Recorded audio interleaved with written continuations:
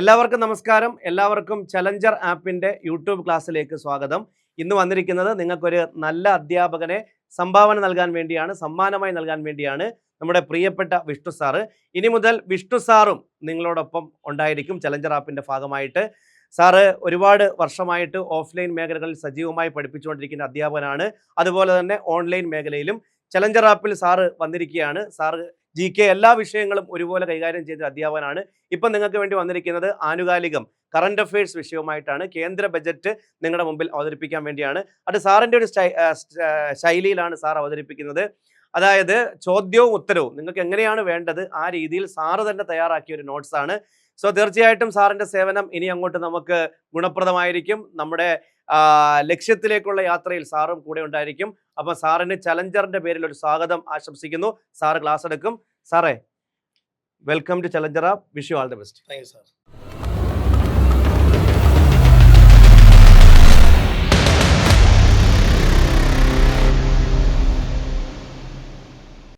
നമസ്കാരം. ചലഞ്ചർ ആപ്പിൻ്റെ യൂട്യൂബ് ക്ലാസ്സിലേക്ക് സ്വാഗതം. നമുക്ക് GK പാർട്ടിൽ പ്രധാനമായും ട്രെൻഡ് അനുസരിച്ച് മുന്നോട്ട് പോകുക എന്നതൊരു പ്രധാന ഘടകമാണ്. നമുക്കറിയാം, എല്ലാ വർഷവും ബഡ്ജറ്റ് കഴിഞ്ഞ ദിവസങ്ങളിൽ നമ്മുടെ കേന്ദ്ര ബഡ്ജറ്റ് അവതരിപ്പിച്ചിരുന്നു.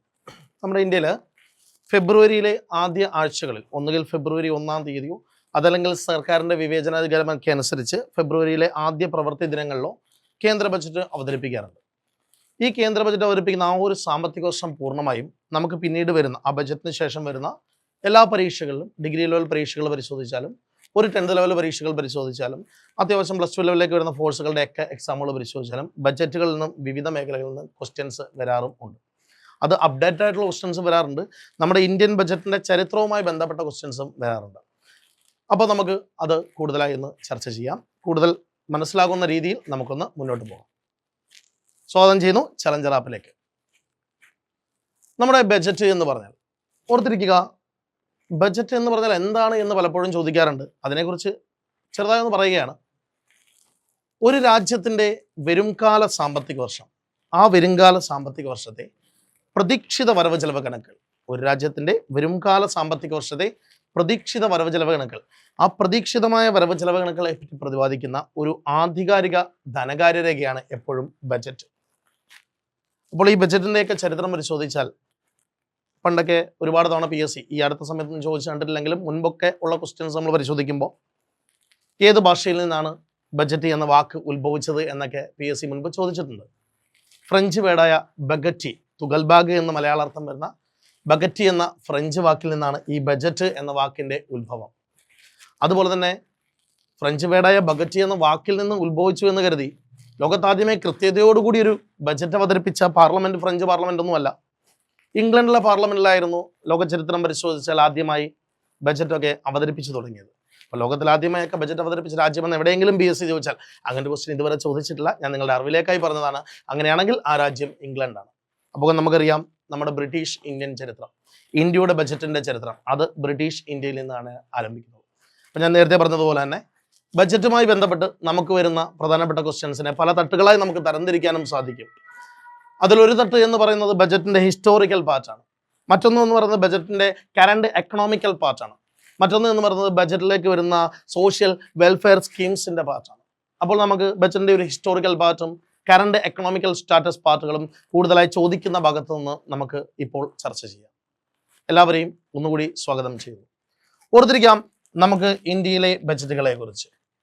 ആദ്യമേ ഓർത്തിരിക്കുന്നത്,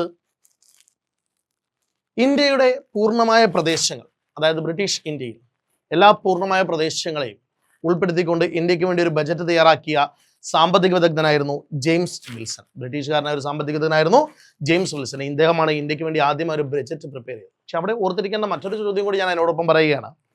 ഇന്ത്യക്ക് വേണ്ടി ഒരു പൂർണ്ണമായ ബഡ്ജറ്റ് വേണമെന്നൊരു ആശയം ബ്രിട്ടീഷ് സർക്കാരിലേക്ക്, അല്ലെങ്കിൽ ബ്രിട്ടൻ പാർലമെന്റിലേക്ക്, ബ്രിട്ടീഷ് ഗവൺമെന്റിലേക്ക് ഒക്കെ ആ ഒരു ആശയം മുന്നോട്ട് വെച്ചത് കാനിങ് പ്രഭുവായിരുന്നു. അപ്പോൾ കാനിങ് പ്രഭുവാണ് ഇന്ത്യക്ക് ഒരു കേന്ദ്ര ബഡ്ജറ്റ്, പൂർണ്ണമായി ഇന്ത്യയുടെ പ്രദേശങ്ങളെ, അന്നത്തെ നാട്ടുരാജ്യ പ്രദേശങ്ങളെയൊക്കെ ഉൾപ്പെടുത്തി ഒരു ബഡ്ജറ്റ് വേണമെന്ന് ആദ്യമായി അവിടെ ചർച്ച ചെയ്തത് കാനിങ് പ്രഭുവായിരുന്നു. അങ്ങനെ കാനിങ് പ്രഭുവിൻ്റെ ആ ഒരു ആശയത്തിൽ നിന്നുമാണ് ബ്രിട്ടീഷ് ഭരണാധികാരികൾ, ബ്രിട്ടീഷ് എക്കണോമിസ്റ്റുകൾ ഇന്ത്യയുടെ വിവിധ ഭൂപ്രദേശങ്ങളെ അധികരിച്ചുകൊണ്ട് ബജറ്റ് തയ്യാറാക്കാൻ തുടങ്ങുകയും അങ്ങനെ ഇന്ന് കാണുന്ന ഇന്ത്യയുടെ മുഴുവൻ ഭൂപ്രദേശങ്ങളെയും ചേർത്ത് വെച്ചുകൊണ്ട് ഒരു ബജറ്റ് തയ്യാറാക്കിയത് ജെയിംസ് വിൽസൺ ആണ്. അപ്പോൾ ഓർത്തിരിക്കുക, ഇന്ത്യയുടെ പൂർണ്ണ പ്രദേശങ്ങൾ അല്ലെങ്കിൽ ഇന്ത്യക്ക് വേണ്ടി ആദ്യമായി ഒരു ബജറ്റ് തയ്യാറാക്കിയ സാമ്പത്തിക വിദഗ്ധനാണ് ജെയിംസ് വിൽസൺ.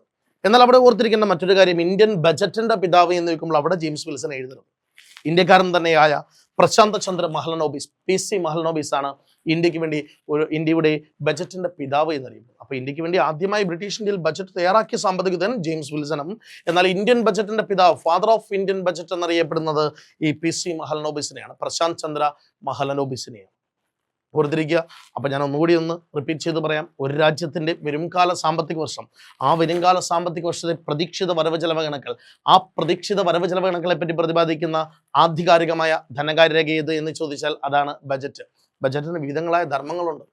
അത് നമ്മൾ എക്കണോമിക്സ് പാർട്ടുകൾ പഠിക്കുമ്പോൾ നിങ്ങൾ ഓർത്തിരിക്കുക. വിതരണ ധർമ്മം, വിനിയോഗ ധർമ്മം, സുസ്ഥിരമാക്കൽ ധർമ്മം എന്നിങ്ങനെ 3 ധർമ്മങ്ങൾ ബജറ്റിനുണ്ട്. ബജറ്റിനെ നമ്മൾ അതിൻ്റെ സാമ്പത്തിക തുലനനുസരിച്ച് സന്തുലിത ബജറ്റ് എന്നും അസന്തുലിത ബജറ്റ് എന്നും, ആ അസന്തുലിത ബജറ്റിൽ തന്നെ മിച്ച ബജറ്റ് അഥവാ സർപ്ലസ് ബജറ്റ് എന്നും, കമ്മി ബജറ്റ് അഥവാ ഡെഫിസിറ്റ് ബജറ്റ് എന്നും എന്നൊക്കെ തരംതിരിക്കാറുണ്ട്. ഇതെല്ലാം ബജറ്റിന്റെ ബേസിക് പാർട്സ് ആണ്. അതിനെക്കുറിച്ച് തീർച്ചയായിട്ടും പൂർണ്ണമായൊരു ക്ലാസ് നമ്മൾ ചെയ്യുന്നതായിരിക്കും പിന്നീട്. ഓക്കെ, തിരിച്ചു വരാം. നമ്മൾ പറഞ്ഞത് ഇന്ത്യയുടെ പൂർണ്ണമായ പ്രദേശങ്ങളെ ഉൾപ്പെടുത്തിക്കൊണ്ട് ഒരു ബജറ്റ് തയ്യാറാക്കിയ വ്യക്തിയാണ് ജെയിംസ് വിൽസൺ. ഇന്ത്യൻ ബജറ്റിന്റെ പിതാവ് എന്നറിയപ്പെടുന്നത് പ്രശാന്ത് ചന്ദ്ര മഹലനോബിസ് എന്ന ഇന്ത്യൻ സാമ്പത്തിക വിദഗ്ധനാണ്. ഈ 2 കാര്യങ്ങളും എപ്പോഴും മനസ്സിൽ വെക്കുക. സ്ഥിരമായി PSC പലതവണയും ചോദിച്ചിട്ടുള്ള ഒരു ക്വസ്റ്റ്യനാണ്. പിന്നീട് നമ്മുടെ ഇന്ത്യയിലെ ബജറ്റുമായിട്ട് ബന്ധപ്പെട്ട് നമ്മൾ ഓർത്തിരിക്കേണ്ട ചില കമ്മീഷനുകളുണ്ട്. ഇന്ത്യൻ ബജറ്റ് നമുക്ക് 1924 ബ്രിട്ടീഷ് ഇന്ത്യയിൽ 1924 മുതൽ ധനകാര്യ ബജറ്റ് എന്നും കേന്ദ്ര ബജറ്റ് എന്നും 2ആയി വിഭജിച്ച് അവതരിപ്പിക്കുന്നു. ഓർത്തിരിക്കുക, ബ്രിട്ടീഷ് ഇന്ത്യയിൽ 1924 1924 മുതലാണ് ധനകാര്യ ബജറ്റ് വേറെയും റെയിൽ ബജറ്റ് വേറെയുമായി 2ആയി അവതരിപ്പിക്കാൻ തുടങ്ങുന്നത്. ഇങ്ങനെ അവതരിപ്പിക്കാൻ വേണ്ടി ബ്രിട്ടീഷ് ഗവൺമെന്റിൽ ശുപാർശ ചെയ്ത ഒരു സാമ്പത്തികകാര്യ കമ്മിറ്റിയായിരുന്നു ആക്വർത്ത് കമ്മിറ്റി. ഓർത്തിരിക്കുക, ആക്വർത്ത് കമ്മിറ്റി ആയിരുന്നു, ആക്വർത്ത് കമ്മിറ്റി. അപ്പോൾ ആക്വർത്ത് കമ്മിറ്റിയുടെ ശുപാർശ പ്രകാരമാണ് ഇന്ത്യയിൽ ധനകാര്യ ബജറ്റിനെയും റെയിൽവേ ബജറ്റിനെയും 2ആയി അവതരിപ്പിച്ചത്. അപ്പോൾ ധനകാര്യ ബജറ്റ്, റെയിൽ ബജറ്റ് എന്നിവ 2ആയി അവതരിപ്പിക്കാൻ കാരണമായ കമ്മിറ്റിയാണ് ആക്വർത്ത് കമ്മിറ്റി. എവിടെയെങ്കിലും ചോദിച്ചാൽ അല്ലെങ്കിൽ അറിവിലേക്കായി ഓർത്തിരിക്കുക, ആക്വർത്ത് കമ്മിറ്റിയുടെ തലവൻ ആരായിരുന്നു? William Michael Acworth. William Michael Acworth ആയിരുന്നു ആക്വർത്ത് കമ്മിറ്റിയുടെ തലവൻ. ബ്രിട്ടീഷുകാരനായ വില്യം മൈക്കൽ ആക്വർത്തിന്റെ നേതൃത്വത്തിൽ നിലവിലുന്ന ആക്വർത്ത് കമ്മിറ്റിയിലൂടെ രാജ്യത്ത് ഈ നമ്മുടെ ധനകാര്യ ബജറ്റ്, റെയിൽ ബജറ്റ് എന്നിവ പ്രത്യേകമായി അവതരിപ്പിക്കാൻ ആരംഭിച്ചു. പിന്നീട് സ്വതന്ത്ര ഇന്ത്യയിൽ 2016 കാലഘട്ടം കഴിഞ്ഞപ്പോഴത്തേക്കും, ആ സാമ്പത്തിക വർഷമായപ്പോഴത്തേക്കും വീണ്ടും ധനകാര്യ ബജറ്റും റെയിൽ ബജറ്റും ലയിപ്പിച്ചു. അതായത് നിലവിലിപ്പോൾ ഇന്ത്യയിൽ ധനകാര്യ ബജറ്റോ റെയിൽ ബജറ്റോ 2ആയി അല്ല അവതരിപ്പിക്കുന്നത്, ഇത് ലയിപ്പിച്ചു തന്നെയാണ്, ഒറ്റ ബജറ്റായാണ് അവതരിപ്പിക്കുന്നത്. അതിനുവേണ്ടി ശുപാർശ ചെയ്തത് നീതി ആയോഗിലൊക്കെ അതിൽ സ്ഥാനമുണ്ടായിരുന്ന ബിബേഗ് ദബ്രോയ് കമ്മിറ്റി ആയിരുന്നു. ബിബേഗ് ദബ്രോയ് കമ്മിറ്റി. അതായത് ഓർത്തിരിക്കേണ്ട 2 വസ്തുതകൾ ഒരുമിച്ച് ഓർത്തിരിക്കുക.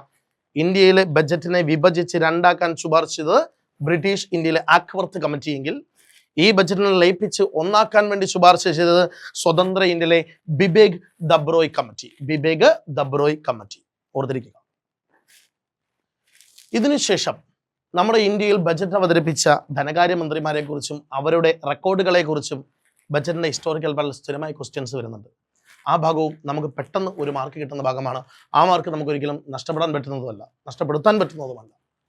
ഓർത്തിരിക്കുക, സ്വതന്ത്ര ഇന്ത്യയിൽ ആദ്യമായി നമ്മുടെ കേന്ദ്ര ബജറ്റ് അവതരിപ്പിച്ചത് RK ഷൺമുഖം ചെട്ടിയാണ്. സ്വതന്ത്ര ഇന്ത്യയിൽ ആദ്യമായി കേന്ദ്ര ബജറ്റ് അവതരിപ്പിച്ചത് RK ഷൺമുഖം ചെട്ടിയാണ്.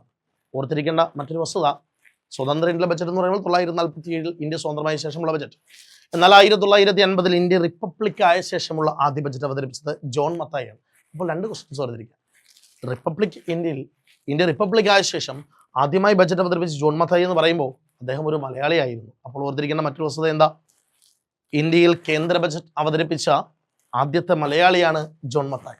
ഇന്ത്യയിൽ കേന്ദ്ര ബജറ്റ് അവതരിപ്പിച്ച ആദ്യ മലയാളി കൂടിയാണ് ജോൺ മത്തായി. അപ്പൊ സ്വതന്ത്ര ഇന്ത്യയിൽ ആദ്യമായി ഒരു ബജറ്റ് അവതരിപ്പിച്ച RK ഷൺമുഖം ചെട്ടിയാണെങ്കിൽ, ഇന്ത്യ റിപ്പബ്ലിക് ആയ ശേഷമുള്ള ആദ്യ ബജറ്റ് അവതരിപ്പിച്ച ജോൺ മത്തായിയാണ്. കേന്ദ്ര ബജറ്റ് അവതരിപ്പിച്ച ആദ്യ മലയാളിയാണ് ജോൺ മത്തായി. റെയിൽ ബജറ്റ് അവതരിപ്പിച്ചതും ആദ്യം ജോൺ മത്തായിയാണ്. റെയിൽ ബജറ്റ് പ്രത്യേകം ഒരു പാർട്ടിലേക്ക് നമുക്ക് പറയാം. അപ്പോൾ ജോൺ മത്തായി അവിടെയും നമുക്ക് ചർച്ച ചെയ്യേണ്ടതുണ്ട്. ഇതിനുശേഷം മറ്റൊരു വസ്തുത ഓർത്തിരിക്കേണ്ടത്, ഇന്ത്യയിൽ പ്രധാനമന്ത്രി എന്ന പദം വഹിക്കുമ്പോൾ ഓർത്തിരിക്കുക, നമ്മുടെ നിരവധി ധനകാര്യമന്ത്രിമാർ, ഇപ്പം മൻമോഹൻ സിംഗ് ഉൾപ്പെടെയുള്ള ധനകാര്യമന്ത്രിമാർ പിന്നീട് പ്രധാനമന്ത്രി പദത്തിലേക്ക് വന്നിട്ടുണ്ട്. ആ വസ്തുതയല്ല ചർച്ച ചെയ്യുന്നത്. പ്രധാനമന്ത്രി എന്ന പദം വഹിക്കുമ്പോൾ ഇന്ത്യയിൽ കേന്ദ്ര ബജറ്റ് അവതരിപ്പിച്ചവർ ആരൊക്കെയെന്നാണ്. 3 വ്യക്തികളാണ്. ആ ഒരു പാറ്റേൺ ഓർത്തിരിക്കാനും നമുക്ക് എളുപ്പമാണ്. കാരണം അവർ ഒരേ ഫാമിലിയിൽപ്പെട്ട 3 പ്രധാനമന്ത്രിമാർ, അതായത് ജവഹർലാൽ നെഹ്റു, ഇന്ദിരാഗാന്ധി, രാജീവ് ഗാന്ധി. അപ്പോൾ പ്രിയപ്പെട്ടവരെ ഓർത്തിരിക്കുക, ഇന്ത്യയിൽ പ്രധാനമന്ത്രി എന്ന പദം അത് വഹിക്കുമ്പോൾ ഇന്ത്യൻ പാർലമെന്റിൽ കേന്ദ്ര ബജറ്റ് അവതരിപ്പിച്ച 3 വ്യക്തികളാണ് ജവഹർലാൽ നെഹ്റുവും ഇന്ദിരാഗാന്ധിയും രാജീവ് ഗാന്ധി. ജവഹർലാൽ നെഹ്റു, ഇന്ദിരാഗാന്ധി, രാജീവ് ഗാന്ധി എന്നിവരാണ് കേന്ദ്ര ബജറ്റ് അവതരിപ്പിച്ച പ്രധാനമന്ത്രിമാർ, അഥവാ പ്രധാനമന്ത്രിമാർ ആയിരിക്കുമ്പോൾ തന്നെ കേന്ദ്ര ബജറ്റ് അവതരിപ്പിച്ചവർ. അപ്പോൾ ഇന്ദിരാഗാന്ധിയുടെ മറ്റൊരു റെക്കോർഡ് സ്ഥിരമായി PSC ചോദിക്കുകയും എല്ലാവരും എഴുതിയെടുക്കുകയും ചെയ്യുന്ന ഒരു ക്വസ്റ്റ്യൻ, സിമ്പിളായ ഒരു ക്വസ്റ്റ്യൻ, അതുകൂടി ഒന്ന് പരാമർശിക്കുകയാണ്.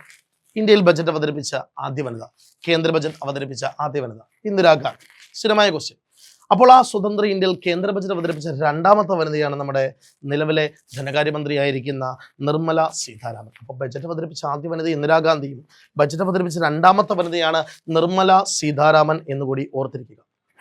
എന്നാൽ നിർമ്മല സീതാരാമന്റെ ബജറ്റ് റെക്കോർഡുകൾ അവിടെ തീരുകയല്ല. ഇന്ത്യയിൽ 2ാമതായി ബജറ്റ് അവതരിപ്പിച്ച വനിതാ ധനകാര്യമന്ത്രി, അല്ലെങ്കിൽ ബജറ്റ് അവതരിപ്പിച്ച 2ാമത്തെ വനിത എന്ന റെക്കോർഡിൽ നിർമ്മല സീതാരാമന്റെ കാര്യങ്ങൾ അവിടെ തീരുന്നില്ല. ബാക്കി നമുക്ക് ചർച്ചകൾ ചെയ്യണം. കേന്ദ്ര ബജറ്റ് ഏറ്റവും കൂടുതൽ തുടർച്ചയായി അവതരിപ്പിച്ച നിർമ്മല സീതാരാമൻ 9 തവണയാണ് ബജറ്റ് അവതരിപ്പിച്ചിരിക്കുന്നത്. അപ്പോൾ ഏറ്റവും കൂടുതൽ ബജറ്റ് അവതരിപ്പിച്ച ധനകാര്യമന്ത്രിമാരെ കുറിച്ച് നമുക്കൊന്ന് ചർച്ച ചെയ്തതിനു ശേഷം മുന്നോട്ട് പോകാം. ഇന്ത്യയുടെ ചരിത്രത്തിൽ ഏറ്റവും കൂടുതൽ തവണ ബജറ്റ് അവതരിപ്പിച്ചിരിക്കുന്നത് മൊറാർജി ദേശായിയാണ്. 10 തവണയാണ് ഇന്ത്യയുടെ ബജറ്റ് മൊറാർജി ദേശായി അവതരിപ്പിച്ചിരിക്കുന്നത്. 2ാം സ്ഥാനം നിർമ്മല സീതാരാമനും പി ചിദംബരത്തിനുമാണ്.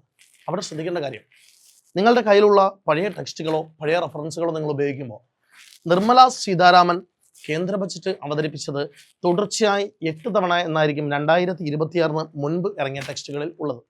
എന്നാൽ 2026 ഫെബ്രുവരി 1 ഞായറാഴ്ച ദിവസം കേന്ദ്ര സർക്കാർ പുതിയ കേന്ദ്ര ബജറ്റ് അവതരിപ്പിച്ചപ്പോൾ നിർമ്മല സീതാരാമൻ അവതരിപ്പിച്ചപ്പോൾ നിർമ്മല സീതാരാമൻ തുടർച്ചയായി ബജറ്റ് 9 തവണ ഇന്ത്യയിൽ അവതരിപ്പിച്ചു. ഓർത്തിരിക്കാം, നിർമ്മല സീതാരാമൻ ഇപ്പോൾ അവതരിപ്പിച്ചിരിക്കുന്ന കേന്ദ്ര ബജറ്റുകളുടെ എണ്ണം 9ആണ്. അതായത് തുടർച്ചയായി 9 തവണ ബജറ്റ് അവതരിപ്പിച്ചു എന്ന റെക്കോർഡും നിർമ്മല സീതാരാമനിലേക്കാണ്. എന്നാൽ 9 തവണ തന്നെ മറ്റൊരു ധനകാര്യമന്ത്രിയും ഇന്ത്യയിൽ ബജറ്റ് അവതരിപ്പിച്ചിട്ടുണ്ട്. ഇന്ത്യയുടെ മുൻ ധനകാര്യമന്ത്രിയായിരുന്ന പി ചിദംബരം 9 തവണയാണ് ബജറ്റ് അവതരിപ്പിച്ചത്. പക്ഷെ അത് ഓർത്തിരിക്കേണ്ട കാര്യം, പി ചിദംബരം 9 തവണ ബജറ്റ് അവതരിപ്പിച്ചത് പല തവണകളിലായാണ്, തുടർച്ചയായല്ല. തുടർച്ചയായി 9 തവണ ബജറ്റ് അവതരിപ്പിച്ചത് നിർമ്മല സീതാരാമനാണ്. അപ്പോൾ ഇന്ത്യയിലെ ഏറ്റവും കൂടുതൽ ബജറ്റ് അവതരിപ്പിച്ച ധനകാര്യമന്ത്രിമാരെ പറയുമ്പോൾ ഏറ്റവും കൂടുതൽ തവണ ബജറ്റ് അവതരിപ്പിച്ചത് മൊറാർജി ദേശായി 10 തവണ. തുടർച്ചയായി ഏറ്റവും കൂടുതൽ ബജറ്റ് അവതരിപ്പിച്ച നിർമ്മല സീതാരാമൻ 9 തവണ. 9 തവണ പലതവണയായി ബജറ്റ് അവതരിപ്പിച്ച മറ്റൊരു ധനകാര്യമന്ത്രിയാണ് പി ചിദംബരം. അതിന് തൊട്ട് താഴേക്ക് വരുന്നു പ്രണബ് മുഖർജി. 8 തവണ ഇന്ത്യയിൽ കേന്ദ്ര ബജറ്റ് അവതരിപ്പിച്ചിട്ടുണ്ട്. അവിടെ മറ്റൊരു GK ഫാക്ടർ കൂടി ഞാൻ സൂചിപ്പിക്കുകയാണ്. പ്രണബ് മുഖർജി എന്ന് പറയുമ്പോൾ ധനകാര്യമന്ത്രി എന്നൊരു ചിത്രത്തിലല്ല ഓരോ ഉദ്യോഗാർത്ഥിനെയും ഉള്ളിലേക്ക് പ്രണബ് മുഖർജി കടന്നു വരുന്നത്. ഇന്ത്യയുടെ രാഷ്ട്രപതി അല്ലെ. 2012 ജൂലൈ 25 മുതൽ 2017 ജൂലൈ 25 വരെ ഇന്ത്യയുടെ രാഷ്ട്രപതിയായിരുന്നു പ്രണബ് കുമാർ മുഖർജി. അദ്ദേഹം അന്തരിച്ചു.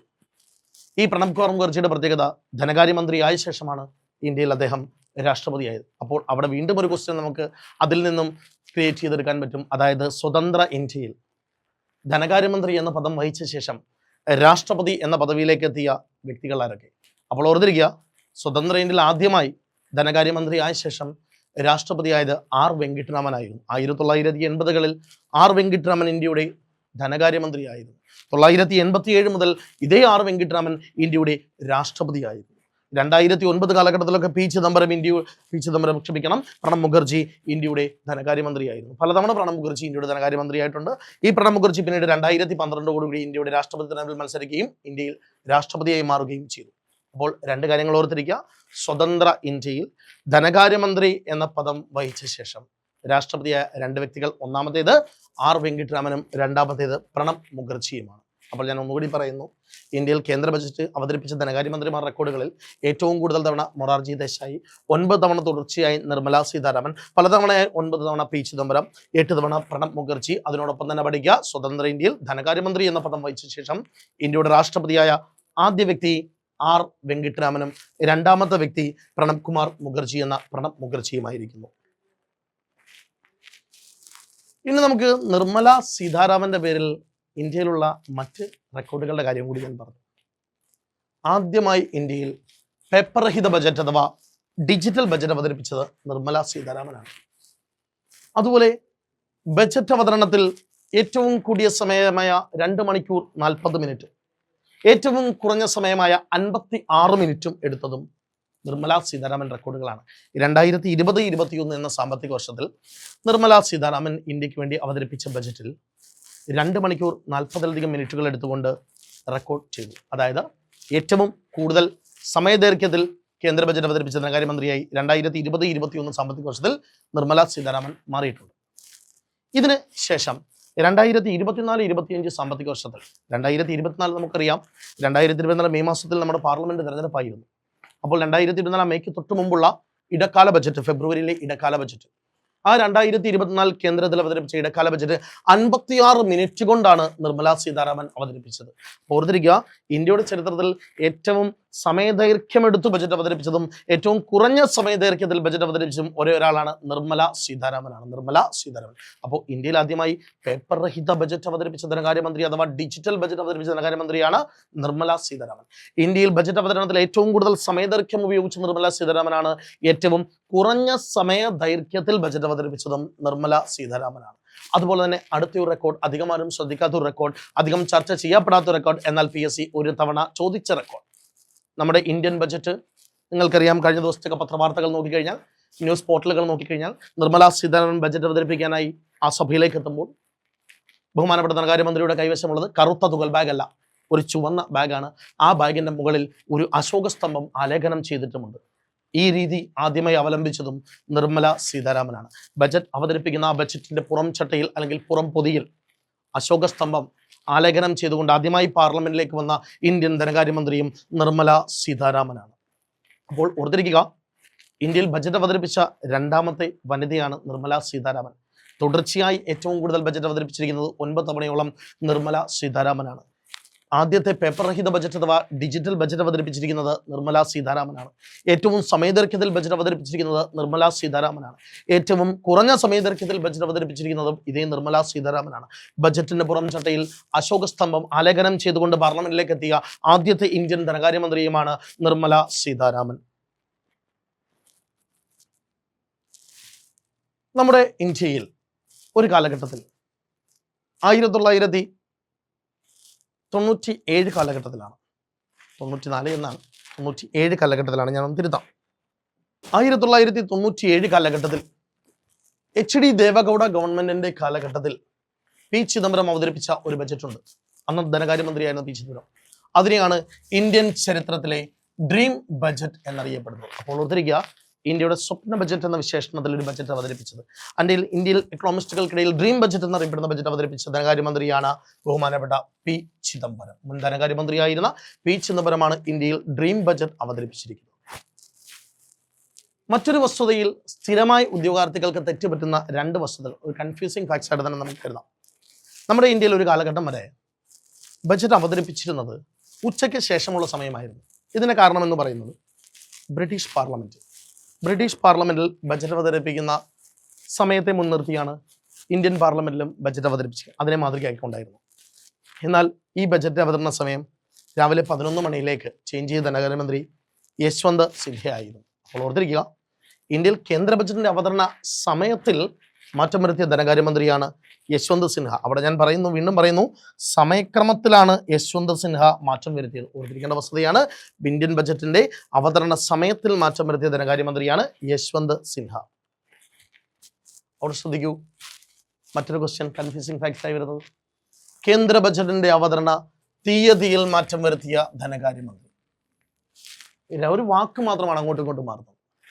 ഒരാൾ സമയം മാറ്റം വരുത്തി, മറ്റൊരു ധനകാര്യമന്ത്രി തീയതി മാറ്റം വരുത്തി. അതായത് നമ്മുടെ ഇന്ത്യയിൽ ബജറ്റ് അവതരിപ്പിച്ചിരുന്നത് ഫെബ്രുവരിയിലെ അവസാന പ്രവൃത്തി ദിനങ്ങളിലായിരുന്നു. എന്നാൽ ആ അവസാന പ്രവൃത്തി ദിനം എന്നത് ഫെബ്രുവരിയിലെ ആദ്യ പ്രവൃത്തി ദിനം എന്ന തീയതിയിലേക്ക് മാറ്റുന്നത് അരുൺ ജെയ്റ്റ്ലി ആയിരുന്നു. ഇന്ത്യയിൽ അന്തരിച്ച മുൻ ധനകാര്യമന്ത്രി നിർമ്മല സീതാരാമന് മുൻപ് നിലവിലെ NDA ഗവൺമെന്റിൽ, നരേന്ദ്രമോദി ഗവൺമെന്റിൽ ധനകാര്യമന്ത്രിയായിരുന്ന അരുൺ ജെയ്റ്റ്ലിയാണ് ഇന്ത്യൻ ബജറ്റിന്റെ അവതരണ തീയതി മാറ്റിയത്. അതാണ് ഞാൻ പറഞ്ഞത്. ഇന്ത്യൻ ബജറ്റിന്റെ അവതരണ സമയം മാറ്റുന്ന ധനകാര്യമന്ത്രി യശ്വന്ത് സിൻഹയും ഇന്ത്യൻ ബജറ്റിന്റെ അവതരണ തീയതിയിൽ മാറ്റം വരുത്തിയ ധനകാര്യമന്ത്രി അരുൺ ജെയ്റ്റ്ലിയുമാണ്. ശേഷം ഓർത്തിരിക്കുക, റെയിൽ ബജറ്റുകളുടെ ചരിത്രത്തിലേക്ക് ഒന്ന് പോകാം. റെയിൽ ബജറ്റുകളുമായി ബന്ധപ്പെട്ട് ഇതുവരെ PSC ചോദിച്ചുള്ള ഒരു 3-4 ക്വസ്റ്റ്യൻസ് ഓർത്തിരിക്കുക.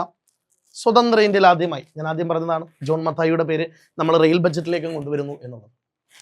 സ്വതന്ത്ര ഇന്ത്യയിൽ ആദ്യമായി റെയിൽ ബജറ്റ് 1947 ശേഷം ഇന്ത്യ സ്വതന്ത്ര ശേഷമുള്ള ആദ്യത്തെ റെയിൽ ബജറ്റ് അവതരിപ്പിച്ചതും മലയാളിയായ ജോൺ മത്തായി ആയിരുന്നു. അപ്പോൾ ഒന്ന് റിവൈൻഡ് ചെയ്ത് ചിന്തിച്ചു നോക്കൂ. ഇന്ത്യ റിപ്പബ്ലിക് ആയ ശേഷമുള്ള കേന്ദ്ര ധനകാര്യ ബജറ്റ് അവതരിപ്പിച്ചത് ജോൺ മത്തായി. കേന്ദ്ര ബജറ്റ് അവതരിപ്പിച്ച മലയാളിയായിരുന്നു ജോൺ മത്തായി. ഇതേ ജോൺ മത്തായി തന്നെയാണ് സ്വതന്ത്ര ഇന്ത്യയിൽ ആദ്യമായൊരു റെയിൽ ബജറ്റ് അവതരിപ്പിച്ചിരിക്കുന്നത്. അടുത്തതായി ഓർത്തിരിക്കുക, ഇന്ത്യയിൽ ഏറ്റവും കൂടുതൽ തവണ റെയിൽ ബജറ്റ് അവതരിപ്പിച്ചത് ആരായിരുന്നു? ഓർത്തിരിക്കുക, ജഗജീവൻ റാം, ബാബുജി എന്നൊക്കെ അറിയപ്പെട്ടിരുന്ന, ബാപ്പുജി അല്ല, ബാപ്പുജി ഗാന്ധി ആണെങ്കിൽ ബാബുജി എന്ന് ഇന്ത്യൻ രാഷ്ട്രീയത്തിൽ അറിയപ്പെടുന്നതാണ് ജഗജീവൻ റാമിനെ. ഈ ജഗജീവൻ റാം എന്ന വ്യക്തി ഇന്ത്യയുടെ റെയിൽവേ മന്ത്രിയായിരിക്കുമ്പോൾ അദ്ദേഹത്തിനാണ് ഏറ്റവും കൂടുതൽ തവണ ഇന്ത്യയിൽ റെയിൽ ബജറ്റ് അവതരിപ്പിച്ചു എന്ന റെക്കോർഡുള്ളത്. അപ്പോൾ ഓർത്തിരിക്കുക, ഏറ്റവും കൂടുതൽ തവണ ഇന്ത്യയിൽ റെയിൽ ബജറ്റ് അവതരിപ്പിച്ചത് ജഗജീവൻ റാമാണ്. 7 തവണ ഇന്ത്യയിൽ ജഗജീവൻ റാം ഈ പറയുന്ന റെയിൽ ബജറ്റ് അവതരിപ്പിച്ചിട്ടുണ്ട്. അപ്പോൾ സ്വതന്ത്ര ഇന്ത്യയിൽ ആദ്യമായി റെയിൽ ബജറ്റ് അവതരിപ്പിച്ചത് ജോൺ മത്തായും റെയിൽ ബജറ്റ് ഏറ്റവും കൂടുതൽ തവണ, അതായത് 7 തവണ അവതരിപ്പിച്ചത് ജഗജീവൻ റാമുമായി. നമ്മൾ നേരത്തെ പറഞ്ഞു, കേന്ദ്ര ധനകാര്യ ബജറ്റ് 2 വനിതകൾ ഇന്ത്യയിൽ അവതരിപ്പിച്ചു, ഇന്ദിരാഗാന്ധിയും നിർമ്മല സീതാരാമനുമാണെങ്കിൽ റെയിൽ ബജറ്റ് അവതരിപ്പിച്ച വനിതയാണ് മമതാ ബാനർജി. നിലവിൽ വെസ്റ്റ് ബംഗാളിന്റെ മുഖ്യമന്ത്രിയായിരിക്കുന്ന വനിത മമതാ ബാനർജി. തൃണമൂൽ കോൺഗ്രസ് എന്ന രാഷ്ട്രീയ പാർട്ടിയുടെ, ഇന്ത്യൻ രാഷ്ട്രീയ പാർട്ടിയുടെ നേതാവായ മമതാ ബാനർജി. ഈ മമതാ ബാനർജിയാണ് ഇന്ത്യയിൽ ആദ്യമായി റെയിൽ ബജറ്റ് അവതരിപ്പിച്ച വനിത. അപ്പോൾ റെയിൽ ബജറ്റുമായി ബന്ധപ്പെട്ട് നമ്മളിപ്പോൾ 3 വസ്തുതകൾ ചർച്ച ചെയ്തു. സ്വതന്ത്ര ഇന്ത്യയിൽ ആദ്യമായി റെയിൽ ബജറ്റ് അവതരിപ്പിച്ചിരിക്കുന്നത് ജോൺ മത്തായി. ഏറ്റവും കൂടുതൽ തവണ ഇന്ത്യയിൽ റെയിൽ ബജറ്റ് അവതരിപ്പിച്ചത് ജഗജീവൻ റാം, 7 തവണ. റെയിൽ ബജറ്റ് അവതരിപ്പിച്ച ആദ്യ വനിത എന്നറിയപ്പെടുന്നത് മമതാ ബാനർജി. ഓർത്തിരിക്കേണ്ട ഒരു വസ്തുതയും കൂടി റെയിൽ ബജറ്റുമായി ബന്ധപ്പെട്ട് ഞാൻ പറയുന്നു. റെയിൽ ബജറ്റ് ഇന്ത്യയിൽ ഏറ്റവും അവസാനമായി അവതരിപ്പിച്ചത് അധികമാരും ശ്രദ്ധിക്കാത്തൊരു ക്വസ്റ്റ്യനാണ്. സുരേഷ് പ്രഭു എന്ന റെയിൽവേ മന്ത്രിയായിരുന്നു. ഓർത്തിരിക്കുക, സുരേഷ് പ്രഭുവാണ് അവസാനമായി, അതായത് നമ്മുടെ ഇന്ത്യയിൽ 2016 ആ സാമ്പത്തിക വർഷത്തോടുകൂടി റെയിൽ ബജറ്റും ധനകാര്യ ബജറ്റും പ്രത്യേകമായി അവതരിപ്പിക്കുന്ന നിർത്തിയെന്ന് നമ്മൾ ചർച്ച ചെയ്തില്ലേ. ബിബേക് ദബ്രോയ് കമ്മിറ്റിയുടെ നിർദ്ദേശപ്രകാരം റെയിൽ ബജറ്റിനെയും കേന്ദ്ര ധനകാര്യ ബജറ്റിനെയും ലയിപ്പിച്ചല്ലോ. അപ്പോൾ അവസാനമായി പ്രത്യേകമായി റെയിൽ ബജറ്റ് ഇന്ത്യയിൽ അവതരിപ്പിച്ച റെയിൽവേ മന്ത്രിയായിരുന്നു സുരേഷ് പ്രഭു. ഓർത്തിരിക്കുക. അപ്പോൾ റെയിൽവേ ബജറ്റുമായി ബന്ധപ്പെട്ട പ്രധാനപ്പെട്ട 4 വസ്തുതകളാണ് നമ്മളിവിടെ ചർച്ച ചെയ്തത്. ഇനി ഈ അടുത്ത സമയത്തും PSC ബുള്ളറ്റിനൊക്കെ പരാമർശിച്ച 1-2 ക്വസ്റ്റ്യൻസ് ആണ്. ഇന്ത്യയുടെ ചരിത്രത്തിൽ ആദ്യമായി ഹരിത ബജറ്റ് അവതരിപ്പിച്ച സംസ്ഥാനം ബീഹാർ. 2020 ബീഹാർ ഈ ഹരിത ബജറ്റ് അവതരിപ്പിച്ചത്. പക്ഷെ ആ വർഷം ചോദിക്കാനുള്ള സാധ്യത അങ്ങനെ കുറവാണ്, കാരണം മറ്റൊരു സംസ്ഥാനമാണല്ലോ. അപ്പോൾ ഇന്ത്യയിൽ ഹരിത ബജറ്റ് ആദ്യമായി അവതരിപ്പിച്ച സംസ്ഥാനം ബീഹാർ ആണെങ്കിൽ അവിടെ ഓർത്തിരിക്കേണ്ട അടുത്ത വസ്തുത, 2025 ഹരിത ബജറ്റ് അവതരിപ്പിച്ച സംസ്ഥാനം രാജസ്ഥാൻ. മാറിപ്പോകരുത്. ഇന്ത്യയുടെ ചരിത്രത്തിൽ ആദ്യമായി ഹരിത ബജറ്റ് അവതരിപ്പിച്ച സംസ്ഥാനം ബീഹാറും 2025 ഹരിത ബജറ്റ് അവതരിപ്പിച്ച സംസ്ഥാനമാണ് രാജസ്ഥാൻ. അടുത്തതായി ഓർത്തിരിക്കുക, ഡിജിറ്റൽ ബജറ്റ്. നമ്മൾ നേരത്തെ കേന്ദ്ര ഡിജിറ്റൽ ബജറ്റിനെ കുറിച്ച് പറഞ്ഞു അല്ലെ. കേന്ദ്രത്തിൽ ഡിജിറ്റൽ ബജറ്റ് ധനകാര്യമന്ത്രി നിർമ്മല സീതാരാമൻ പേപ്പർ രഹിത ബജറ്റ് അവതരിപ്പിച്ചു. ഇത്തരത്തിൽ കേന്ദ്രത്തിന്റെ തരത്തിലൊരു പേപ്പർ രഹിത ബജറ്റ്, ഡിജിറ്റൽ ബജറ്റ് ഇന്ത്യയിൽ ഒരു സംസ്ഥാനം ആദ്യമായി അവതരിപ്പിച്ചു, അത് ഉത്തർപ്രദേശാണ്. അപ്പോൾ 3 സംസ്ഥാനങ്ങളുടെ പ്രത്യേകതകൾ. ഹരിത ബജറ്റ് ആദ്യമായി അവതരിപ്പിച്ച സംസ്ഥാനം ബീഹാറും, ഹരിത ബജറ്റ് 2025 അവതരിപ്പിച്ച സംസ്ഥാനം രാജസ്ഥാനും, ഡിജിറ്റൽ ബജറ്റ് ഇന്ത്യയിൽ ആദ്യമായി അവതരിപ്പിച്ച സംസ്ഥാനം ഉത്തർപ്രദേശും ആകുന്നുണ്ട്. ഇനി നമ്മുടെ കേരള ബജറ്റിന്റെ 1-2 ക്വസ്റ്റ്യൻസ് കൂടി. അപ്പോൾ ഇതിൽ പരാമർശിക്കാത്ത 1-2 കാര്യങ്ങൾ ഞാൻ അതിനകത്ത് സൂചിപ്പിക്കാം. നമ്മുടെ കേരളത്തിന്റെ ചരിത്രത്തിൽ നിങ്ങൾ ഹിസ്റ്റോറിക്കൽ പാർട്ട് പഠിക്കുമ്പോൾ ആധുനിക തിരുവിതാംകൂറിനെ കുറിച്ച് പഠിക്കാറുണ്ട്. ആധുനിക തിരുവിതാംകൂർ അതിൻ്റെ ആദ്യത്തെ തലവനാണ്, ആദ്യത്തെ ഭരണാധികാരിയാണ് അനിഴം തിരുനാൾ മാർത്താണ്ഡവർമ്മ. അനിഴം തിരുനാൾ മാർത്താണ്ഡവർമ്മ രാജാവിൻ്റെ കാലഘട്ടത്തിലാണ് നമ്മുടെ യഥാർത്ഥത്തിൽ അന്നൊരു രാജഭരണ കാലഘട്ടത്തിൽ ഒരു ബജറ്റ് വരുന്നത് തെക്കൻ തിരുവിതാംകൂറിൽ. ആ ബജറ്റിന്റെ പേര് പതിവ് കണക്ക് എന്നായിരുന്നു. അതായത് അനിഴം തിരുനാൾ മാർത്താണ്ഡവർമ്മയുടെ ഭരണകാലഘട്ടത്തിൽ, അതായത് 1729 മുതൽ 1758 വരെയുള്ള തിരുവിതാംകൂർ ചരിത്രത്തിനിടയിൽ അവിടെ അവതരിപ്പിച്ച ബജറ്റിനെ പതിവ് കണക്ക് എന്നറിയപ്പെട്ടു. ഈ പതിവ് കണക്ക് എന്ന ബജറ്റ് അനിഴം തിരുനാൾ മാർത്താണ്ഡവർമ്മയുടെ അന്നത്തെ ഭരണത്തിന് വേണ്ടി തയ്യാറാക്കിയത് അന്ന് അവിടെ മുളകുമടിച്ചില കാര്യക്കാരനെന്നും റവന്യൂ മന്ത്രിയെന്നും ധനകാര്യമന്ത്രി എന്നും ഒക്കെ വിളിച്ചപ്പെട്ടിരുന്ന പള്ളിയാടി മല്ലൻ ശങ്കരനാണ്. അപ്പോൾ കേരളത്തിൽ ആദ്യമായി പള്ളിയാടി മല്ലൻ ശങ്കരന്റെ നേതൃത്വത്തിൽ മാർത്താണ്ഡവർമ്മയുടെ ഭരണകാലഘട്ടത്തിൽ പതിവ് കണക്ക് എന്ന ബജറ്റ് അവതരിപ്പിച്ചതായി ചരിത്രം പറയുന്നു. തിരിച്ച് നമുക്ക് നമ്മുടെ ഐക്യ കേരളത്തിലേക്ക് വരാം. 1956 നവംബർ 1 രൂപീകരിക്കപ്പെടുന്നു. 1957 നിയമസഭാ തെരഞ്ഞെടുപ്പുകൾ നടക്കുന്നു. 57 ഏപ്രിൽ 5 ആദ്യ ഗവൺമെന്റ് ചുമതലയേൽക്കുന്നു. 57 ഏപ്രിൽ 27 കേരളത്തിൽ ആദ്യമായി നിയമസഭാ സമ്മേളനം ചേരും.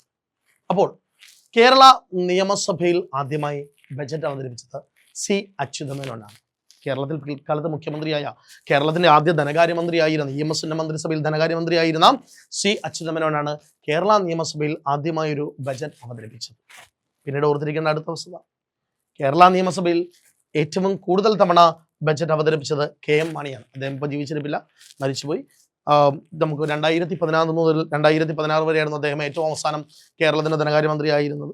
ആ ഒരു കാലഘട്ടത്തിൽ കേരള നിയമസഭയിൽ ഏറ്റവും കൂടുതൽ തവണ ബജറ്റ് അവതരിപ്പിച്ചത് KM മാണിയാണ്. കേരള നിയമസഭയിൽ ഏറ്റവും കൂടുതൽ തവണ ബജറ്റ് അവതരിപ്പിച്ചത് KM മാണിയാണ്, 13 തവണ. അപ്പോൾ കേന്ദ്ര ബജറ്റ് ഏറ്റവും കൂടുതൽ അവതരിപ്പിച്ചത് മൊറാർജി ദേശായി 10 തവണയാകുമ്പോൾ കേരള നിയമസഭയിൽ ഏറ്റവും കൂടുതൽ ബജറ്റ് അവതരിപ്പിച്ച KM മാണി നമ്മുടെ സംസ്ഥാന ബജറ്റ് 13 തവണ അവതരിപ്പിച്ചിട്ടുണ്ട്. കേരള നിയമസഭയിൽ അപ്പോൾ ഏറ്റവും കൂടുതൽ സമയദൈർഘ്യത്തിൽ, നമ്മൾ പറഞ്ഞു കേന്ദ്ര ബജറ്റ് ഏറ്റവും കൂടുതൽ സമയദൈർഘ്യത്തിൽ നിർമ്മല സീതാരാമൻ അവതരിപ്പിച്ചു എന്ന് പറയുമ്പോൾ, കേരള നിയമസഭയിൽ ഏറ്റവും കൂടുതൽ സമയദൈർഘ്യത്തിൽ ബജറ്റ് അവതരിപ്പിച്ചത് TM തോമസ് ഐസക്. 2016 മുതൽ 2021 വരെയും, അതിനു മുമ്പ് 2006 മുതൽ 2011 വരെയും 2 തവണ കേരളത്തിന്റെ ധനകാര്യമന്ത്രിയായിരുന്നു TM തോമസ് ഐസക്. ഈ TM തോമസ് ഐസക് ആണ് കേരള നിയമസഭയിൽ ഏറ്റവും കൂടുതൽ സമയദൈർഘ്യത്തിൽ, ടൈം ഡ്യൂറേഷനിൽ ഈ കേരളത്തിൽ ബജറ്റ് അവതരിപ്പിച്ചിട്ടുള്ളത്. അടുത്തതായി ഓർത്തിരിക്കുക, ഒരു കറണ്ട് അഫെയർ ആണ്. 2025 സംസ്ഥാന ബജറ്റ്, ഇപ്പോൾ 26 ഒരു സംസ്ഥാന ബജറ്റ് ഉണ്ട്, അതിനെക്കുറിച്ചല്ല. 2025 ഫെബ്രുവരിയിൽ കേരളത്തിൽ ഒരു സംസ്ഥാന ബജറ്റ് അവതരിപ്പിച്ചിരുന്നു. ആ ബജറ്റിന് ഒരു പ്രത്യേകത ഉണ്ടായിരുന്നു, അത് കേരളത്തിലെ ആദ്യത്തെ സിറ്റിസൺ ബജറ്റ് ആയിരുന്നു. ഓർത്തിരിക്കുക, സിറ്റിസൺ ബജറ്റ്. അപ്പോൾ കേരള നിയമസഭയിൽ ആദ്യമായി സിറ്റിസൺ ബജറ്റ് അവതരിപ്പിച്ചത് KN ബാലഗോപാലാണ്. ഞാൻ വീണ്ടും പറയുന്നു, ഈ കഴിഞ്ഞ ആഴ്ചയിൽ അവതരിപ്പിച്ച ബജറ്റല്ല, ഇതിന് മുൻപത്തെ വർഷം 2025 ഫെബ്രുവരിയിൽ കേരള നിയമസഭയിൽ അവതരിപ്പിച്ചതാണ് കേരളത്തിലെ ആദ്യത്തെ സിറ്റിസൺ ബജറ്റ്. ഉദ്യോഗാർത്ഥികൾ, പ്രിയപ്പെട്ടവർ, നിങ്ങൾക്കൊരു സംശയം ഉണ്ടാകാം, എന്താണ് സിറ്റിസൺ ബജറ്റ് എന്ന്. ഒന്നുമില്ല, സിറ്റിസൺ ബജറ്റിനെ കുറിച്ച് അറിഞ്ഞിരിക്കുക. അതിനെക്കുറിച്ച് ഡെപ്തിൽ ഒരു ക്വസ്റ്റ്യൻ PSC ചോദിക്കുമെന്നല്ല, പക്ഷേ ഈ ഒരു ക്വസ്റ്റ്യൻ ചോദിക്കാം. കേരള നിയമസഭയിൽ ആദ്യമായി സിറ്റിസൺ ബജറ്റ് അവതരിപ്പിച്ച വർഷം ചോദിച്ചാൽ നമ്മൾ 2025 എഴുതുന്നു. ആ സിറ്റിസൺ ബജറ്റ് അവതരിപ്പിച്ച ധനകാര്യമന്ത്രിയെ ചോദിച്ചാൽ KN ബാലഗോപാൽ, നമ്മുടെ കേരളത്തിന്റെ ഇപ്പോഴത്തെ ധനകാര്യമന്ത്രി KN ബാലഗോപാൽ എന്നുള്ള. അപ്പോൾ എന്താണ് സിറ്റിസൺ ബജറ്റ്? ഒന്നുമില്ല, ഒരു ബജറ്റിന്റെ അവലോകന റിപ്പോർട്ട്, ബജറ്റിന്റെ റിവ്യൂ റിപ്പോർട്ട്, ഇതൊക്കെ സാധാരണഗതിയിൽ എക്കണോമിക് ആയിട്ടുള്ള കൂടുതൽ വാക്കുകൾ ഉപയോഗിച്ചാണ് പുറത്തേക്ക് വരാറുള്ളത്. ഒരു സാധാരണക്കാരൻ ആ ബജറ്റ് നോക്കിയാൽ ചിലപ്പോൾ മനസ്സിലാകില്ല എന്താണ് ആ ബജറ്റിന്റെ അന്തസത്ത എന്നുള്ളത്, എന്താണ് ആ ബജറ്റിന്റെ ഉള്ളടക്കം എന്നുള്ളത്. എന്നാൽ സിറ്റിസൺ ബജറ്റ് എന്ന് പറയുമ്പോൾ ബജറ്റിൽ വളരെയധികം സിമ്പിളാക്കുന്നു ബജറ്റിന്റെ റിപ്പോർട്ടിനെ. അതായത് മാതൃഭാഷയിൽ മലയാളത്തിൽ ബജറ്റ് റിവ്യൂ റിപ്പോർട്ട് പ്രിന്റ് ചെയ്യുന്നു. എക്കണോമിക് വേർഡുകൾ, സാധാരണക്കാർക്ക് മനസ്സിലാകാത്ത വാക്കുകൾ ഒരുപാട് ഒഴിവാക്കിക്കൊണ്ട് ഏറ്റവും സാധാരണക്കാരനും ഒരു റിപ്പോർട്ട് വായിച്ചാൽ ആ ബജറ്റിന്റെ വരവ് ചിലവ് കണക്കുകളെ കുറിച്ച് പെട്ടെന്ന് ബോധ്യമാകുന്നു. ഇത്തരത്തിലുള്ള ബജറ്റുകളെയാണ് സിറ്റിസൺ ബജറ്റ് എന്നറിയപ്പെടുന്നത്. അപ്പോൾ സിറ്റിസൺ ബജറ്റ് കേരള നിയമസഭയിൽ ആദ്യമായി അവതരിപ്പിച്ച വർഷമാണ് 2025. അവതരിപ്പിച്ച ധനകാര്യമന്ത്രിയാണ് KN ബാലഗോപാൽ. അപ്പോൾ നമുക്ക് ഓർത്തിരിക്കാം, നമ്മുടെ പുതിയ കേന്ദ്ര ബജറ്റിലേക്ക് നമുക്ക് വരണം. അതിനു മുമ്പായി ഇതുവരെ പറഞ്ഞ കാര്യങ്ങൾ ഞാൻ ഒന്നുകൂടി പറയുന്നു, പെട്ടെന്നൊന്ന് പറഞ്ഞു തീർക്കാം. അതിനുശേഷം നമുക്ക് പുതിയ ബജറ്റിലേക്ക് പോകാം. ബജറ്റ് എന്നത് എന്താണ്? ഓർത്തിരിക്കുക, ഒന്നുമില്ല, ഒരു രാജ്യത്തിന്റെ വരുംകാല സാമ്പത്തിക വർഷം, അവിടെ അവതരിപ്പിക്കുന്ന പ്രതീക്ഷിത വരവ് ചെലവ് കണക്കുകൾ, അതിന്റെ ആധികാരികമായ ധനകാര്യരേഖ ബജറ്റ്. തുകൽ ബാഗ് എന്നർത്ഥം വരുന്ന ഫ്രഞ്ച് വാക്കായ ബഗറ്റി എന്ന വാക്കിൽ നിന്നാണ് ഇംഗ്ലീഷ് വാക്കായ ബജറ്റ് എന്ന വാക്കിന്റെ ഉത്ഭവം. ഓർത്തിരിക്കുക, നമ്മുടെ ഇന്ത്യക്ക് വേണ്ടി ഒരു ബജറ്റ് എന്ന ആശയം മുന്നോട്ട് വെച്ചത് കാനിങ് പ്രഭുവും, ഇന്ത്യക്ക് വേണ്ടി ബജറ്റ് തയ്യാറാക്കിയത് ജെയിംസ് വിൽസണും, ഇന്ത്യൻ ബജറ്റിന്റെ പിതാവ് PC മഹലനോബിസും ആകുന്നു. ഇന്ത്യൻ ബജറ്റിനെ വിഭജിച്ച് റെയിൽ ബജറ്റും ധനകാര്യ ബജറ്റും ആക്കണമെന്ന് ശുപാർശ ചെയ്ത കമ്മിറ്റിയാണ് ആക്വർത്ത് കമ്മിറ്റി. 924 മുതൽ ആക്വർത്ത് കമ്മിറ്റി ശുപാർശകൾ ഇന്ത്യയിൽ അംഗീകരിക്കപ്പെടുന്നു. 924 എന്ന് പറയുമ്പോൾ 24-25 സാമ്പത്തിക വർഷം കൂടി ഞാൻ എടുത്തു പറയുന്നു. ആക്വർത്ത് കമ്മിറ്റിയുടെ തലവനെ നിങ്ങൾ ഓർത്തിരിക്കുക, വില്യം മൈക്കൽ ആക്വർത്ത് ആണ്. സ്വതന്ത്ര ഇന്ത്യയിൽ നിലവിൽ റെയിൽ ബജറ്റോ ധനകാര്യ ബജറ്റോ രണ്ടായി അവതരിപ്പിക്കുന്നില്ല, ഒരുമിച്ച് തന്നെ അവതരിപ്പിക്കുന്നു. അത് അവതരിപ്പിച്ചതിന് വേണ്ടി, അല്ലെങ്കിൽ ഒരുമിപ്പിക്കാൻ വേണ്ടി, അങ്ങനെ ലയിപ്പിക്കാൻ വേണ്ടി ശുപാർശ ചെയ്തത് ബിബേക് ദബ്രോയ് കമ്മിറ്റി ആയിരുന്നു. ബിബേക് ദബ്രോയ് കമ്മിറ്റി. സ്വതന്ത്ര ഇന്ത്യയിൽ ആദ്യമായി ഒരു കേന്ദ്ര ബജറ്റ് ഇന്ത്യയിൽ അവതരിപ്പിച്ചത് RK ഷൺമുഖം ചെട്ടിയും, സ്വതന്ത്ര ഇന്ത്യയിൽ ബജറ്റ് അവതരിപ്പിച്ച മലയാളി എന്നും, അതുപോലെ റിപ്പബ്ലിക് ആയ ഇന്ത്യയിലെ ആദ്യ ബജറ്റ് അവതരിപ്പിച്ച ആള് എന്നുമുള്ള റെക്കോർഡ് വരുന്നത് ജോൺ മത്തായിയുടെ പേരിലേക്കാണ്. ഇനി ധനകാര്യമന്ത്രിമാർ ബജറ്റ് അവതരിപ്പിക്കുമ്പോൾ പ്രധാനമന്ത്രി എന്ന പദം വഹിക്കുമ്പോൾ തന്നെ ബജറ്റ് അവതരിപ്പിച്ച 3 പേരാണ് ജവഹർലാൽ നെഹ്റു, ഇന്ദിരാഗാന്ധി, രാജീവ് ഗാന്ധി എന്നീ വ്യക്തിത്വങ്ങൾ. ഇന്ത്യയിൽ കേന്ദ്ര ബജറ്റ് അവതരിപ്പിച്ച ആദ്യത്തെ വനിതയാണ് ഇന്ദിരാഗാന്ധി, രണ്ടാമത്തെ വനിതയാണ് നിർമ്മല സീതാരാമൻ. വനിതകളിൽ ഏറ്റവും കൂടുതൽ തവണ നിർമ്മല സീതാരാമനാണ്. എന്നാൽ ഏറ്റവും കൂടുതൽ കേന്ദ്ര ബജറ്റ് അവതരിപ്പിച്ചത് മൊറാർജി ദേശായി 10 തവണ, 9 തവണ നിർമ്മല സീതാരാമൻ തുടർച്ചയായി, 9 തവണ തന്നെ പി ചിദംബരവും പലതവണയെ ഇന്ത്യയിൽ ബജറ്റുകൾ അവതരിപ്പിച്ചിരുന്നു. 8 തവണ ബജറ്റ് അവതരിപ്പിച്ചത് പ്രണബ് മുഖർജിയാണ്. അവിടെ മറ്റൊരു ക്വസ്റ്റ്യൻ കൂടി ഞാൻ നിങ്ങളോട് പരാമർശിച്ചിരുന്നു. സ്വതന്ത്ര ഇന്ത്യയിൽ ധനകാര്യമന്ത്രി എന്ന പദം വഹിച്ച ശേഷം രാഷ്ട്രപതി പദവിയിലെത്തിയ രണ്ട് വ്യക്തികളെ ഉള്ളൂ. അതിൽ ഒന്നാമത്തെയാൾ ആർ വെങ്കിട്ടരാമനും രണ്ടാമത്തേത് പ്രണബ് കുമാർ മുഖർജിയുമായിരുന്നു. നിർമ്മല സീതാരാമനും മറ്റു ചില റെക്കോർഡുകളുമുണ്ട്. ഇന്ത്യയുടെ ആദ്യ പേപ്പർ രഹിത ബജറ്റ് അവതരിപ്പിച്ചു എന്ന റെക്കോർഡ് നിർമ്മല സീതാരാമന്റെ പേരിലാണ്. ഏറ്റവും സമയദൈർഘ്യത്തിൽ ബജറ്റ് അവതരിപ്പിച്ചു എന്ന റെക്കോർഡ് നിർമ്മല സീതാരാമന്റെ പേരിലാണ്. ഏറ്റവും കുറഞ്ഞ സമയദൈർഘ്യത്തിൽ ബജറ്റ് അവതരിപ്പിച്ചു എന്ന റെക്കോർഡും നിർമ്മല സീതാരാമന്റെ പേരിലാണ്. ഇന്ത്യയിൽ പേപ്പർ രഹിത ബജറ്റ്, സമയം കൂടിയ ബജറ്റ്, സമയം കുറഞ്ഞ ബജറ്റ്, അതുപോലെ തന്നെ ബജറ്റിന്റെ ആവരണത്തിൽ പുറം ചട്ടയിൽ, പുറം പൊതിയിൽ അശോകസ്തംഭം ആലേഖനം ചെയ്തുകൊണ്ട് ഇന്ത്യൻ പാർലമെന്റിലേക്ക് പ്രവേശിച്ച ആദ്യ ഇന്ത്യൻ ധനകാര്യമന്ത്രിയും കൂടിയാണ് നിർമ്മല സീതാരാമൻ എന്ന് നമ്മൾ പറഞ്ഞത്. അതുപോലെ ഡ്രീം ബജറ്റ് അവതരിപ്പിച്ചത് പി ചിദംബരമാണ്. 1997 കാലഘട്ടത്തിലാണ് ഇന്ത്യയിൽ ഡ്രീം ബജറ്റ് അവതരിപ്പിക്കപ്പെട്ടത്. പിന്നീട് നിങ്ങൾ ഓർത്തിരിക്കേണ്ടത്, ഇന്ത്യയിൽ ബജറ്റിന്റെ അവതരണ സമയത്തിൽ മാറ്റം വരുത്തിയത് യശ്വന്ത് സിൻഹയും ബജറ്റിന്റെ അവതരണ തീയതിയിൽ മാറ്റം വരുത്തിയത് അരുൺ ജെയ്റ്റ്ലിയുമായിരുന്നു. ഓർത്തിരിക്കുക, ഇന്ത്യയിൽ ബജറ്റുകളിലേക്ക് വരുമ്പോൾ കേരള ബജറ്റുകളിലേക്ക് നമ്മൾ നോക്കേണ്ടതുണ്ട്. കേരളത്തിൽ ബജറ്റ് അവതരിപ്പിക്കുന്നത് സി അച്യുതമേനോൻ. കേരള നിയമസഭയിൽ ബജറ്റ് അവതരിപ്പിക്കുന്നത് സി അച്യുതമേനോൻ. കേരള നിയമസഭയിൽ അവതരിപ്പിച്ച ബജറ്റുകളിൽ ഏറ്റവും കൂടിയ സമയദൈർഘ്യമുള്ള ബജറ്റ് അവതരിപ്പിച്ചത് തോമസ് ഐസക്. അതുപോലെ തന്നെ കേരളത്തിൽ സിറ്റിസൺ ബജറ്റ് അവതരിപ്പിച്ചത് KN ബാലഗോപാൽ. ഇത്തരത്തിലുള്ള കാര്യങ്ങളും ബജറ്റുകളുമായി ബന്ധപ്പെട്ട് വരുന്ന ഹിസ്റ്റോറിക്കൽ പാർട്ടിൽ നമുക്ക് ഓർത്തിരിക്കാം. ഇത്രയും കാര്യങ്ങൾ പൂർണ്ണമായി ബാഹ്യമായിട്ട് ചെയ്തു എന്ന് വിശ്വസിക്കുന്നു. ഞാൻ ഒന്നുകൂടി പറയുന്നു, ചലഞ്ചർ ആപ്പ് അതിൻ്റെ യൂട്യൂബ് ചാനൽ നിങ്ങൾ സബ്സ്ക്രൈബ് ചെയ്യുക. ഇതുപോലുള്ള ക്ലാസ്സുകൾ മാരത്തോണായി വീണ്ടും നിങ്ങളിലേക്ക് എത്തും. ഇപ്പോൾ നമ്മൾ ബജറ്റിന്റെ ഒരു ഭാഗമാണ് പരാമർശിക്കുന്നത്. ഇനി ബജറ്റിന്റെ വീണ്ടുമുള്ള ഭാഗങ്ങൾ, സോഷ്യൽ വെൽഫെയർ സ്കീംസ് ഉൾപ്പെടെയുള്ള എല്ലാ വർഷവും ചോദിക്കുന്ന ക്വസ്റ്റ്യൻസ്, നിങ്ങൾക്ക് ഒരിക്കലും ഒരു മാർക്കും പുറത്തു പോകാത്ത രീതിയിൽ ക്ലാസ്സുകൾ നമ്മൾ അനലൈസ് ചെയ്യും. യൂട്യൂബ് ചാനലും ചലഞ്ചർ ആപ്പും എല്ലാ ഉദ്യോഗാർത്ഥികളും സബ്സ്ക്രൈബ് ചെയ്യണമെന്ന് വീണ്ടും അഭ്യർത്ഥിക്കുന്നു. ഓക്കെ, നമുക്ക് അടുത്ത ഭാഗത്തിലേക്ക് പോകാം. അപ്പോൾ നമ്മുടെ നിലവിലെ കേന്ദ്ര ബജറ്റ് ഓർത്തിരിക്കുക. ഇപ്പോൾ അവതരിപ്പിച്ചിരിക്കുന്ന കേന്ദ്ര ബജറ്റ് 2026-27 കേന്ദ്ര ബജറ്റാണ്. ബജറ്റ് പറയുമ്പോൾ എപ്പോഴും PSC ക്വസ്റ്റ്യൻസ് പരിശോധിച്ചാലും എല്ലാ ബജറ്റിലും അവിടെ കൃത്യമായി അനലൈസ് ചെയ്തിരിക്കും സാമ്പത്തിക വർഷം അനലൈസ് ചെയ്തുകൊണ്ട് മാത്രമാണ് ഒരു ബജറ്റ് എപ്പോഴും മുന്നോട്ട് പോകുന്നത്. അപ്പോൾ 2026-27 കേന്ദ്ര ബജറ്റ് അവതരിപ്പിച്ചത് നിർമ്മല സീതാരാമൻ. അവതരിപ്പിച്ച ധനകാര്യമന്ത്രിയാണ് നിർമ്മല സീതാരാമൻ. അവരുടെ 9ാമത്തെ തുടർച്ചയായ ബജറ്റാണ് ഈ അവതരിപ്പിച്ചിരിക്കുന്നത്. ബജറ്റ് അവതരിപ്പിച്ച ദിവസം 2026 ഫെബ്രുവരി 1 ചോദിക്കാൻ സാധ്യതയുള്ള ക്വസ്റ്റ്യൻ തന്നെയാണ്. ബജറ്റ് അവതരിപ്പിച്ച ദിവസം 2026 ഫെബ്രുവരി 1. വിവേചനാധികാര പ്രകാരം ഗവൺമെന്റ് വേണമെങ്കിൽ പ്രവൃത്തി ദിനത്തിലേക്ക് ബജറ്റ് അവതരിപ്പിക്കാമായിരുന്നു. എങ്കിൽ പോലും ഇവിടെ ഇപ്പോൾ ബജറ്റ് അവതരിപ്പിച്ചിരിക്കുന്നത് ഞായറാഴ്ച ദിവസമാണ്, 2026 ഫെബ്രുവരി 1 തീയതിയാണ്. നിർമ്മല സീതാരാമൻ അവതരിപ്പിക്കുന്ന ഓരോ ബജറ്റിലും നിരവധി പ്രത്യേകതകൾ അവരുടെ വസ്ത്രധാരണത്തിൽ പോലും നമുക്ക് ശ്രദ്ധിക്കാൻ കഴിയും. അപ്പോൾ നിർമ്മല സീതാരാമൻ ഇത്തവണ പാർലമെന്റിലേക്ക് എത്തുമ്പോൾ അവർ ധരിച്ചിരുന്ന സാരി, അത് കാഞ്ചീപുരം പട്ടുസാരി അല്ലെങ്കിൽ കാഞ്ചീപുരം പട്ടുസാരിയാണ്. തമിഴ്നാടിൻ്റെ വസ്ത്രനിർമ്മാണ പാരമ്പര്യത്തിനുള്ള പ്രോത്സാഹനമായിരുന്നു. തമിഴ്നാടിൻ്റെ വസ്ത്രനിർമ്മാണ പാരമ്പര്യത്തിനുള്ള പ്രോത്സാഹനമായി കാഞ്ചീപുരം അഥവാ കാഞ്ചീവരം പട്ടുസാരി ഉപയോഗിച്ചാണ്, ആ പട്ടുസാരി ധരിച്ചുകൊണ്ടാണ് നിർമ്മല സീതാരാമൻ ഇത്തവണ പാർലമെന്റിലേക്ക് എത്തുന്നത്. അതുപോലെ തന്നെ നിങ്ങൾ ഹൽവ സെറിമണി എന്നൊരു വാക്ക് കേട്ടിട്ടുണ്ടോ? ഹൽവ സെറിമണി എന്താണ്? ഹൽവ സെറിമണി വെച്ചാൽ വേറെ ഒന്നുമല്ല, നമ്മുടെ ഇന്ത്യയിൽ പരമ്പരാഗതമായി പിന്തുടരുന്ന ഒരു ചെറിയ ഫംഗ്ഷനാണ്. ബജറ്റ് അതീവ രഹസ്യമായി തയ്യാറാക്കി കഴിയുമ്പോൾ ഉദ്യോഗസ്ഥരൊക്കെ ഇടയിൽ, കേന്ദ്ര ധനകാര്യ മന്ത്രാലയത്തിലെ ഉദ്യോഗസ്ഥരൊക്കെ ഇടയിൽ നടക്കുന്ന ചെറിയൊരു ആഘോഷത്തിനെ ഹൽവ സെറിമണി എന്ന് പറയുന്നു.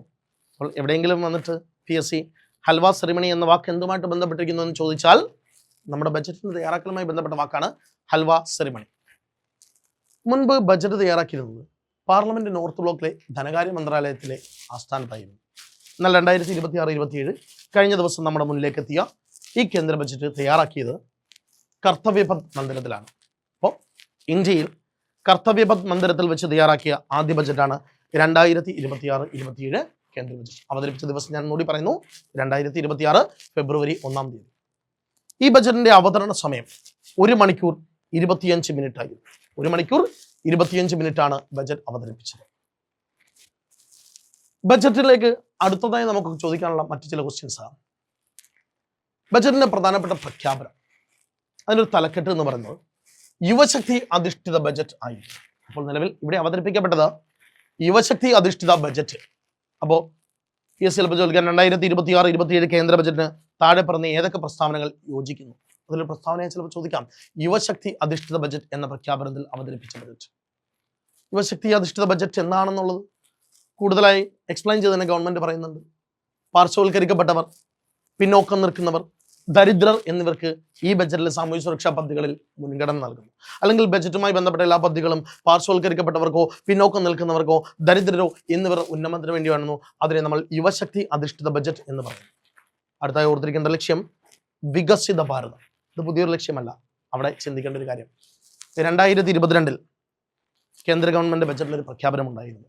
2022 25 വർഷം കൊണ്ടാണ് 25 ഇയേഴ്സ് കൊണ്ട്, അതായത് 2047 ഇന്ത്യ ഒരു പൂർണ്ണ വികസിത രാജ്യമാണ്. ഇനി അങ്ങോട്ടുള്ള എല്ലാ ബജറ്റുകളും 2022 മുതൽ അങ്ങോട്ടുള്ള എല്ലാ ബജറ്റുകളും 2047 ആകുമ്പോഴത്തേക്കും, അതായത് 2047 വർഷം പറയുമ്പോൾ നിങ്ങൾ ചിന്തിക്കുക, നമുക്ക് മറ്റ് ഇന്ത്യൻ ചരിത്രത്തിൽ പ്രാധാന്യമുള്ള ഒരു വർഷമല്ലേ 1947 എന്നത്. ഇന്ത്യക്ക് സ്വാതന്ത്ര്യത്തിന്റെ 100ാം വാർഷികമാണ് 2047. സ്വാതന്ത്ര്യത്തിന്റെ 100ാം വാർഷികത്തിൽ ഇന്ത്യയെ പൂർണ്ണമായ ഒരു വികസിത രാജ്യമാക്കുമെന്ന് 2022 ബജറ്റിൽ കേന്ദ്ര ഗവൺമെന്റ് പ്രഖ്യാപിച്ചിരുന്നു. അപ്പോൾ ഓർത്തിരിക്കുക, 2022 മുതൽ ഇങ്ങോട്ട് അവതരിപ്പിച്ച എല്ലാ ബജറ്റുകളിലും ഈ വികസിത ഭാരതം എന്ന പ്രധാനപ്പെട്ട ഒരു ലക്ഷ്യമുണ്ടായിരുന്നു. വികസിത ഭാരതം എന്ന പ്രധാനപ്പെട്ട ലക്ഷ്യമുണ്ടായിരുന്നു. അത് 25 വർഷം നീണ്ടു നിൽക്കുന്ന ദീർഘമായ ഒരു ലോങ് ടൈം ആയിട്ടുള്ള ഒരു ലക്ഷ്യമാണ് ബജറ്റിലെ. അപ്പോൾ ഓർത്തിരിക്കുക, 2022 മുതലാണ് ബജറ്റുകളിൽ വികസിത ഭാരതം എന്ന പ്രത്യക്ഷ ലക്ഷ്യത്തെ ഉൾപ്പെടുത്തിയിരിക്കുന്നത്. അപ്പോൾ 2022 മുതൽ 25 വർഷത്തേക്കാണ് 1947 നമ്മുടെ സ്വാതന്ത്ര്യത്തിന് 100ാം വാർഷികം ഇന്ത്യയെ ഒരു വികസിത രാജ്യമാക്കി പ്രഖ്യാപിക്കും എന്ന ലക്ഷ്യത്തിലൂന്നിയാണ് ഈ 2022, 23, 24, 25, 26 എന്ന വർഷത്തിലെ ബജറ്റ് നിലവിൽ വന്നിട്ടുള്ളത്. ബജറ്റിന്റെ സങ്കല്പം യുവശക്തി ഡ്രിവൺ ബജറ്റ്, യുവശക്തി ഡ്രിവൺ ഡെവലപ്മെന്റ് എന്നൊക്കെയാണ്. യുവശക്തി നയിക്കുന്ന വികസനം. യുവശക്തി അധിഷ്ഠിത ബജറ്റ് എന്ന തലക്കെട്ടിലൂടെ നമ്മൾ പറഞ്ഞു. അപ്പോൾ യുവശക്തി നയിക്കുന്ന വികസനം എന്നൊരു ലക്ഷ്യവും ബജറ്റിലുണ്ട്. ഇനി ഈ ബജറ്റിൽ മുൻപ് 2025 അവതരിപ്പിച്ച ബജറ്റിനെ വികസനങ്ങളെ 4 ഭാഗമായി MSME എന്നൊക്കെ പറഞ്ഞ് തരംതിരിച്ചായിരുന്നു. നമുക്കറിയാം, ഇൻക്ലൂസീവ് ഗ്രോത്ത് എന്നൊക്കെ പറഞ്ഞ് തരംതിരിച്ചു.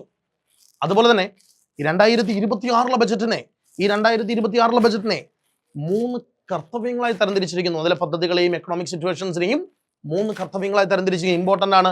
പ്രസ്താവന രീതികളിൽ വരുന്ന ക്വസ്റ്റ്യൻസിൽ വളരെയധികം ചോദിക്കാൻ സാധ്യതയുള്ളതാണ് ഈ 3 കർത്തവ്യങ്ങൾ. 2026-27 കേന്ദ്ര ബജറ്റ്, അതായത് 26 അവതരിപ്പിച്ച 26-27 കേന്ദ്ര ബജറ്റിന്റെ കർത്തവ്യ 1 സാമ്പത്തിക വളർച്ച ത്വരിതപ്പെടുത്തുന്നു. Accelerate the sustain economic growth. ഇന്ത്യയുടെ സാമ്പത്തിക വളർച്ച ത്വരിതപ്പെടുത്തുന്നതാണ് കർത്തവ്യ 1. കർത്തവ്യ 2 ജനങ്ങളുടെ ശേഷി വർധനവ്.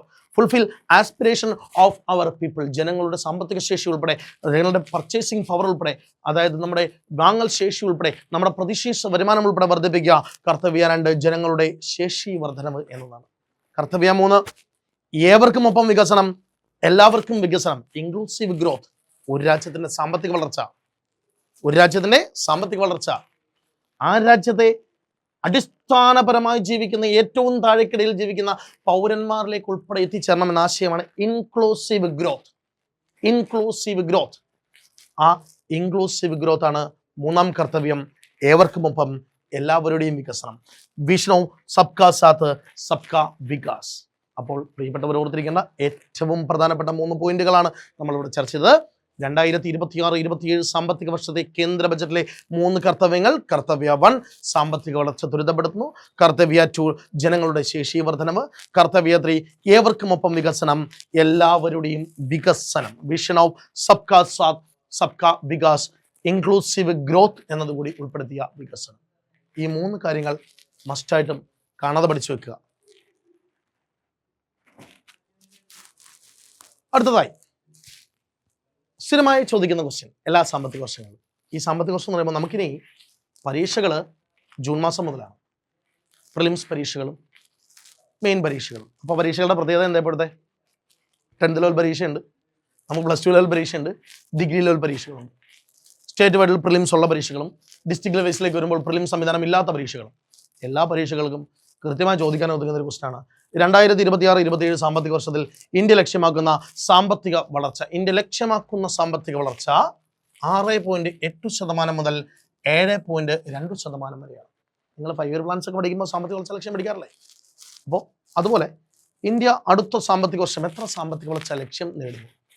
ലക്ഷ്യം തിരിയുന്നു 6.8% മുതൽ 7.2% വരെ എക്കണോമിക് ഗ്രോത്ത് ഇന്ത്യക്ക് ഉണ്ടാകണമെന്ന് ഈ ബജറ്റ് വിഭാവനം ചെയ്തു.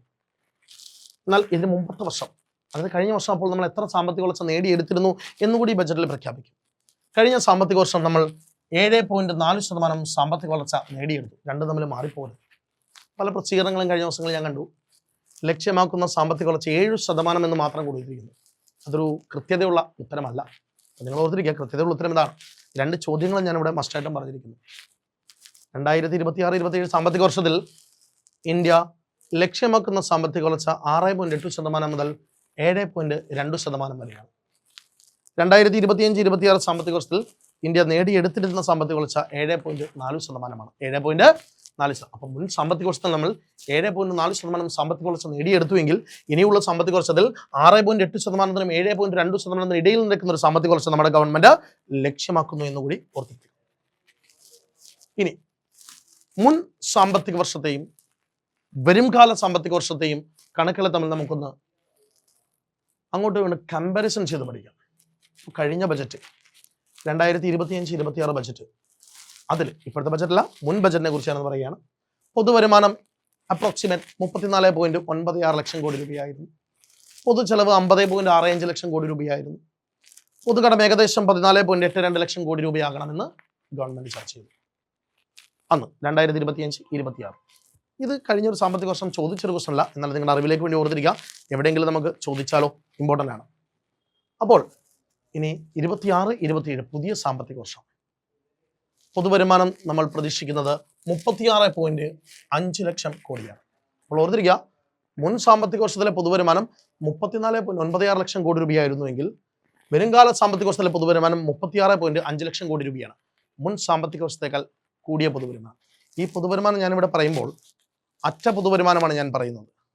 അതായത് 43 ലക്ഷം കോടിയിൽ കൂടുതൽ ഗവൺമെന്റ് നികുതി ഇതര വരുമാനങ്ങൾ എന്നൊക്കെ ഒരു കണക്ക് പറയുന്നുണ്ടെങ്കിൽ പോലും നെറ്റ് റവന്യൂ ആണ് ഈ 36.5 ലക്ഷം കോടി.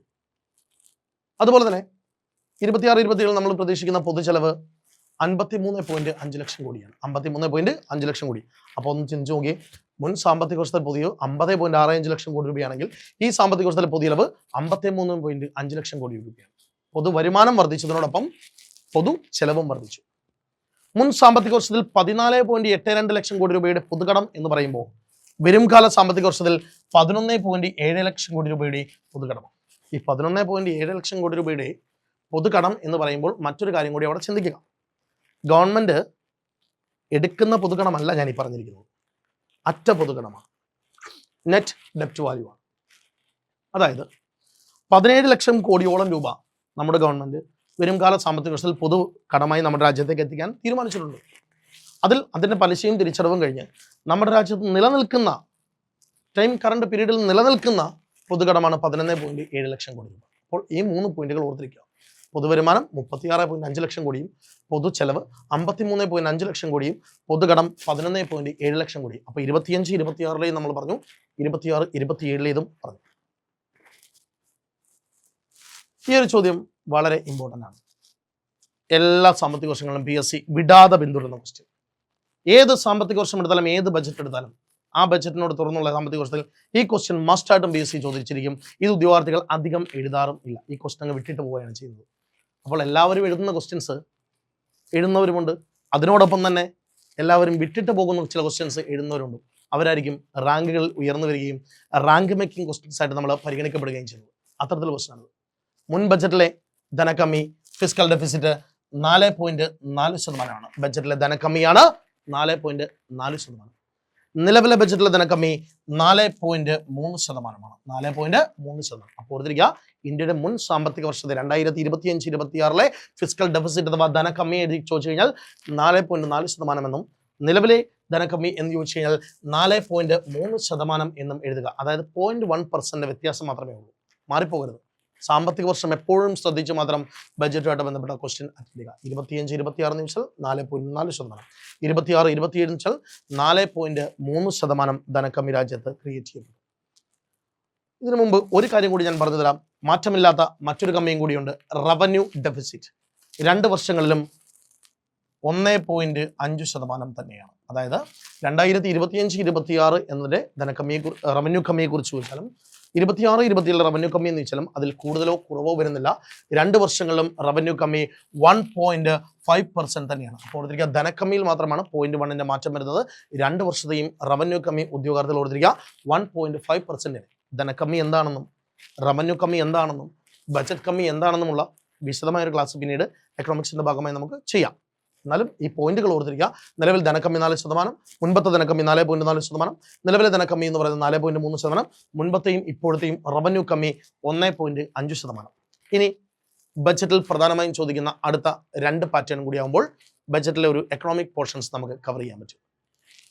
വരുമാന മേഖലകളും ചെലവ് മേഖലകളും 25-26ലെയും 26-27ലെയും കൂടി നമുക്ക് ഒന്ന് കമ്പാരേറ്റീവ് ചെയ്ത് അതും കൂടി നോക്കാം. വരുമാന മേഖലകളും ചെലവ് മേഖലകളും.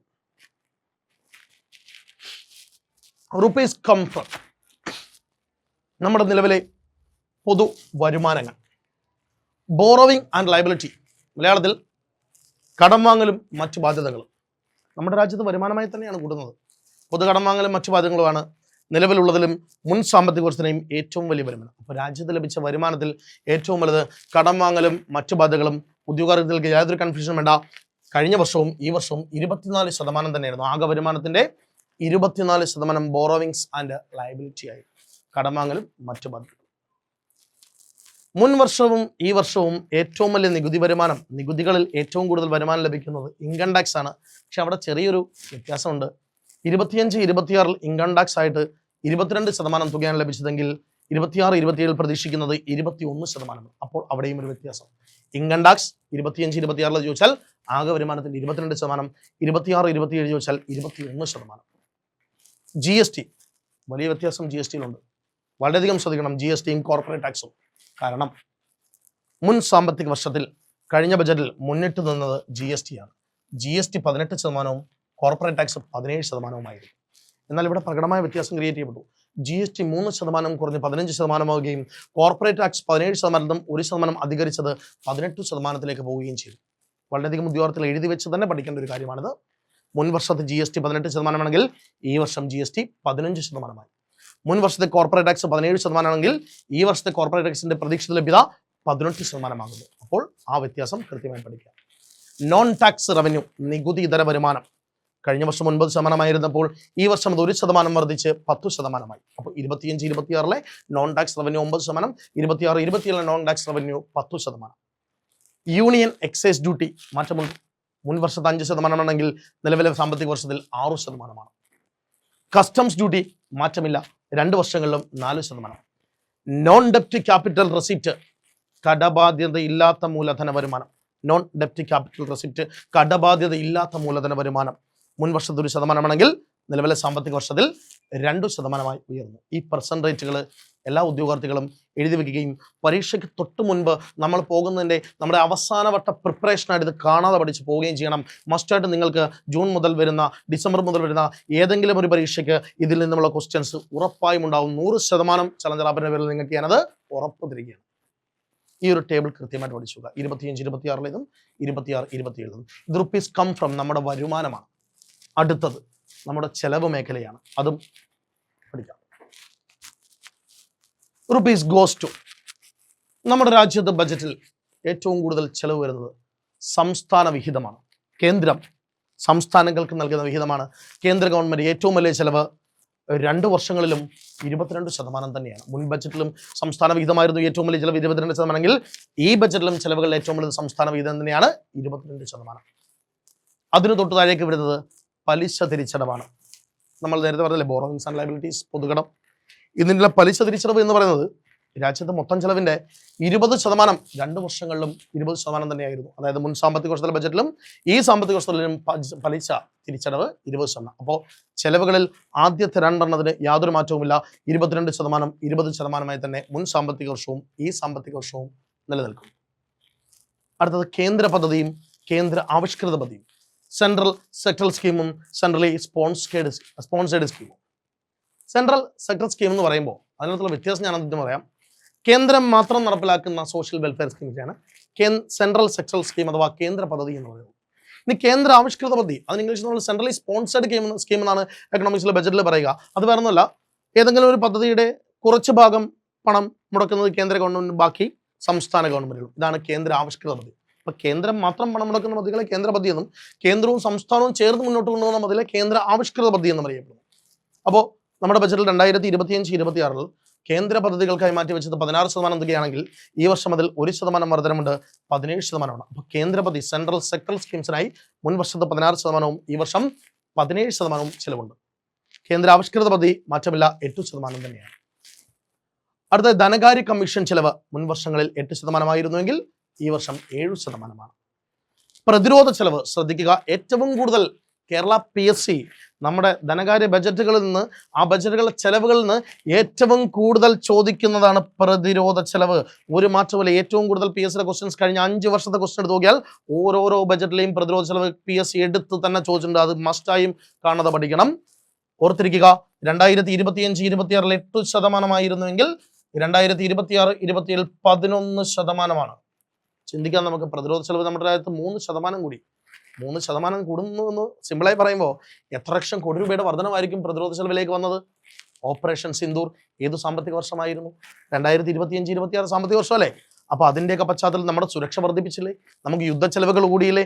അപ്പോൾ ഓർത്തിരിക്കുക, 26-27 11% പ്രതിരോധ ചെലവ് വർദ്ധിച്ചു. 8% നിന്നും 11%. അപ്പോൾ PSC ചിലപ്പോൾ കയറ്റി ചോദിക്കാൻ സാധ്യതയുണ്ട്. 2025-26 സാമ്പത്തിക വർഷത്തിൽ നിന്നും 26-27 സാമ്പത്തിക വർഷത്തിലേക്ക് എത്തുമ്പോൾ രാജ്യത്ത് പ്രതിരോധ ചെലവിൽ എത്ര ശതമാനം വർധനമുണ്ടായെന്ന് വെച്ചാൽ ഓർത്തിരിക്കുക, 3%. അതായത് 8% നിന്നും അത് 11% വർദ്ധിച്ചു. ഇന്ത്യ പാകിസ്ഥാൻ സംഘർഷങ്ങളുടെയും ഇന്ത്യയുടെ അയൽ രാജ്യങ്ങളിൽ ഉണ്ടായിരിക്കുന്ന ആഭ്യന്തര സംഘർഷങ്ങളുടെയും പശ്ചാത്തലത്തിലാണ് 8% എന്ന പ്രതിരോധ ചെലവ് 11% ഉയർന്നിരിക്കുന്നത്. ഞാൻ ഇത്രയും പോയിന്റുകൾ അതിനെക്കുറിച്ച് പറയണമെങ്കിൽ നിങ്ങളോട് ഞാൻ ഒന്നുകൂടി പറയുന്നു, വളരെ ഇമ്പോർട്ടൻ്റ് ആണ് പ്രതിരോധ ചെലവ് ബജറ്റിൽ എപ്പോഴും. അടുത്തത് സബ്സിഡി. മുൻ വർഷങ്ങളിലും ഈ വർഷവും 6% തന്നെയാണ് സബ്സിഡി. പെൻഷൻ ചെലവ് 4% നിന്നും 2%, സിവിൽ പെൻഷൻ 4% നിന്നും 2% കുറഞ്ഞിരിക്കുന്നു. ഈ സബ്സിഡി എന്ന് ഞാൻ പറയുമ്പോൾ അതെന്താണെന്ന് കൂടി കൊടുത്തിരിക്കുക, ഈ ഇന്ധനം, വളം എന്നിവയുടെ സബ്സിഡിയാണ്. പലപ്പോഴും ഈ ബജറ്റ് കണക്കിൽ സബ്സിഡി എന്ന് മാത്രം വരുന്നു. ഉദ്യോഗാർത്ഥികൾ നിർദ്ദേശിക്കാൻ പറയാം, സബ്സിഡികൾ വളം, ഇന്ധനം, കാർഷിക മേഖലയ്ക്ക് ആവശ്യമുള്ള വളം, അതുപോലെ ഇന്ധനം എന്നീ 2 കാര്യങ്ങളുടെ ഇറക്കുമതി കയറ്റുമതിയിൽ ഉണ്ടാകുന്ന സബ്സിഡിയാണ്. അതിന്റെ ചെലവ് 6%, 2 വർഷവും മാറ്റമില്ല. പെൻഷൻ ചെലവ് 4 നിന്നും 2 കുറഞ്ഞിരിക്കുന്നു. മറ്റുള്ള ചെലവ് മിസലേനി എക്സ്പെൻസ് 8% നിന്നും 7% കുറഞ്ഞിരിക്കുന്നു. അപ്പോൾ രാജ്യത്തിന്റെ വരവ് ചെലവ് കണക്കുകളുടെ 2 പട്ടികകൾ, ഇത് rupees comes from rupees goes to, ഈ 2 പട്ടികകളും പരീക്ഷകൾക്ക് മുമ്പ് മസ്റ്റായും കാണാതെ പഠിക്കുക. അടുത്തതായി നമ്മുടെ രാജ്യത്തെ മൂലധന ആസ്തികളെ സംരക്ഷിക്കാനോ നിലവിലുള്ളവയെ സംരക്ഷിക്കാനോ പുതിയ മൂലധന ആസ്തികൾ സ്വന്തമാക്കാനോ ഉള്ള ചെലവിനെയാണ് പൊതുമൂലധന ചെലവ് എന്നറിയപ്പെടുന്നത്. അതും ബജറ്റിലെ ഇമ്പോർട്ടന്റ് ഭാഗമാണ്. 2025-26 പൊതുമൂലധന ചെലവ് 11.2 ലക്ഷം കോടി രൂപയായിരുന്നിടത്തുനിന്ന് 2026-27 12.2 ലക്ഷം കോടി രൂപയായി ഉയർത്തിയിട്ടുണ്ട്. ഇമ്പോർട്ടൻ്റ് ആണ്. അപ്പോൾ രാജ്യത്തെ പൊതുമൂലധന ചെലവ് എത്രയായി ഉയർത്തിയിരിക്കുന്നു? 12.2 ലക്ഷം കോടി രൂപയായി ഉയർത്തിയിരിക്കുന്നു. അപ്പോൾ ബജറ്റുകളുമായി ബന്ധപ്പെട്ട് ഇത്രയും കാര്യങ്ങൾ നമുക്ക് ഒരിക്കലും പഠിക്കാതെ മുന്നോട്ട് പോകാൻ സാധിക്കുന്നതല്ല. ഏറ്റവും കറണ്ടായിട്ടുള്ള ബജറ്റിന്റെ സാമ്പത്തികകാര്യമായ ഭാഗമാണ് ഞാനിപ്പോൾ പറഞ്ഞിരിക്കുന്നത്. ഞാൻ ഒരുപാട് ഈ പറഞ്ഞതുപോലെ കൂടുതൽ എക്കണോമിക് ഫാക്ട്സ് അതിനകത്ത് കയറ്റി നിങ്ങളെ കൺഫ്യൂസ് ചെയ്യുന്നതല്ല. ഈ കഴിഞ്ഞ 5 വർഷം ചോദിച്ച ക്വസ്റ്റ്യൻസിൽ ഇതുവരെ ചോദിച്ച ക്വസ്റ്റ്യൻസ് അതിലേറ്റവും കൂടുതൽ ഇനി ചോദിക്കാൻ സാധ്യതയുള്ളതാണ്. അങ്ങനെ അനലൈസ് ചെയ്തുള്ള വിവരങ്ങളാണ് നിങ്ങൾക്കിപ്പോൾ തന്നിരിക്കുന്നത്. ഇതിൽ നമുക്കൊന്നും കളയാനായിട്ടില്ല, ഇമ്പോർട്ടൻ്റ് അല്ലാത്തതായി ഒന്നുമില്ല. ഇനി ഇതേ ബജറ്റിൻ്റെ തന്നെ മറ്റൊരു ഭാഗം നമുക്ക് വീണ്ടും ഒരു വീഡിയോ ക്ലാസ്സിൽ ചർച്ച ചെയ്യാം. സോഷ്യൽ വെൽഫെയർ സ്കീംസിനെ കുറിച്ച്, സാമൂഹിക സുരക്ഷാ പദ്ധതികളെ കുറിച്ച്. കഴിഞ്ഞ തവണത്തെ ബജറ്റിൽ നിന്ന് നമുക്ക് PSC ചോദിച്ചില്ലേ, പ്രധാനമന്ത്രി ധൻധാന്യ കൃഷി യോജന എല്ലാവരും പഠിച്ചു വെച്ചതാണ്. പ്രധാനമന്ത്രി ധൻധാന്യ കൃഷി യോജന രാജ്യത്തെ കാർഷിക വികസനത്തിനുള്ള പദ്ധതി പഠിച്ചു. പക്ഷേ PSC എന്ത് ക്വസ്റ്റ്യൻ ചോദിച്ചത്? രാജ്യത്തെ എത്ര ജില്ലകളുടെ വികസനമാണ് പ്രധാനമന്ത്രി ധൻധാന്യ കൃഷി യോജനയിലൂടെ നടപ്പിലാക്കുന്നതെന്ന് PSC ചോദിച്ചു. 100 ജില്ലകളുടെ വികസനം. അപ്പോൾ ഡെപ്തിൽ പഠിക്കണം. അതുപോലെ മഖാന ബോർഡിനെ കുറിച്ച് 2025-26 കാലഘട്ടത്തിൽ കുറെ ക്വസ്റ്റ്യൻസ് ചോദിച്ചില്ലേ? മഖാന ബോർഡ്, ബീഹാറിൽ അനുവദിച്ച മഖാന ബോർഡിനെ കുറിച്ച് ക്വസ്റ്റ്യൻ ചോദിച്ചിരുന്നു. ഇന്ത്യൻ സ്കൂൾ പുസ്തക മിഷൻ എന്ന പദ്ധതിയെ കുറിച്ച് ക്വസ്റ്റ്യൻ ചോദിച്ചിരുന്നു. പോഷൻ 2.0 കുറിച്ച് ക്വസ്റ്റ്യൻ ചോദിച്ചിരുന്നു. ഇതെല്ലാം കഴിഞ്ഞ ബജറ്റിൽ നിന്ന സോഷ്യൽ വെൽഫെയർ സ്കീംസ് ആയിരുന്നു. അതുപോലെ നമുക്ക് ഇനി വരുന്ന പുതിയ ബഡ്ജറ്റിലെ പുതിയ സോഷ്യൽ വെൽഫെയർ സ്കീംസിനെ കുറിച്ചും ഒരു വലിയ രീതിയിൽ തന്നെ വിശദമായിട്ട് നമുക്ക് ചലഞ്ചർ ആപ്പ് വഴി ഒന്നുകൂടി പരിചയപ്പെടാം. അപ്പോൾ ഇന്ന് പഠിപ്പിച്ച മുഴുവൻ കാര്യങ്ങളും കൂടുതലായി നിങ്ങൾ മനസ്സിലാക്കിയിരിക്കുമെന്ന് കരുതുന്നു. ബഡ്ജറ്റുമായി ബന്ധപ്പെട്ട ഏത് ബഡ്ജറ്റ് അവതരിപ്പിച്ചാലും ആ കുറേ നാളുകൾക്ക് അകത്ത് PSC ചോദിക്കാൻ സാധ്യത ട്രെൻഡ് ഫാക്ടേഴ്സാണ് നമ്മളിപ്പോൾ ചർച്ച ചെയ്യുന്നത്. അപ്പോൾ ബഡ്ജറ്റുമായി ബന്ധപ്പെട്ട ബഡ്ജറ്റിൻ്റെ ഒരു ഹിസ്റ്റോറിക്കൽ പാർട്സും ഇന്ത്യൻ ബഡ്ജറ്റിൻ്റെ ചില ചരിത്രങ്ങളും അതുമായി ബന്ധപ്പെട്ട് പെട്ടെന്ന് നമുക്ക് മാർക്ക് വാങ്ങാവുന്ന ഭാഗങ്ങളും കൂടുതലായി നമ്മൾ ശ്രദ്ധിക്കേണ്ട ഭാഗങ്ങളും പുതിയ ബഡ്ജറ്റിൻ്റെ ഭാഗങ്ങളും നമ്മളിപ്പോൾ ഈ ക്ലാസ്സിൽ ചർച്ച ചെയ്തു. ബഡ്ജറ്റ് പൂർണ്ണമായി പഠിച്ചു എന്ന് ചോദിച്ചാൽ പൂർണ്ണമായി നമ്മൾ പഠിച്ചതല്ല, അതിൻ്റെ പ്രധാനപ്പെട്ട ഭാഗങ്ങൾ ഇപ്പോൾ പഠിച്ചതാണ്. ഇനി നമുക്ക് അടുത്തതായി അതിൻ്റെ സാമൂഹ്യ സുരക്ഷാ പദ്ധതികളെ കുറിച്ച് പഠിക്കണം. അത് അടുത്ത ക്ലാസ്സിൽ നമുക്ക് ചർച്ച ചെയ്യാം. ഈ ക്ലാസ്സിനെ കുറിച്ചുള്ള നിങ്ങളുടെ അഭിപ്രായങ്ങളും നിർദ്ദേശങ്ങളും കമൻ്റായി രേഖപ്പെടുത്തുക. ഇത്രയും നേരം ഈ ക്ലാസ് ശ്രദ്ധിച്ചിരുന്ന എല്ലാവർക്കും പൂർണ്ണമായ നന്ദി രേഖപ്പെടുത്തുന്നു. ചലഞ്ചർ ആപ്പിനെ നിങ്ങൾ സബ്സ്ക്രൈബ് ചെയ്യുകയും തുടർച്ചയായ ക്ലാസ്സുകൾ കാണുകയും ചെയ്യുക. ഇതിൻ്റെ തുടർച്ചയായുള്ള എല്ലാ ക്ലാസ്സുകളും ഞാനും ഇനി ചലഞ്ചർ ആപ്പിനോടൊപ്പം ഉണ്ടാകും. ഇത്തരത്തിലുള്ള ക്ലാസ്സുകൾ നിങ്ങളിലേക്ക് വീണ്ടും എത്തുന്നതായിരിക്കും. അടുത്ത തവണ കാണുന്നവരെയും എല്ലാവർക്കും നമസ്കാരം.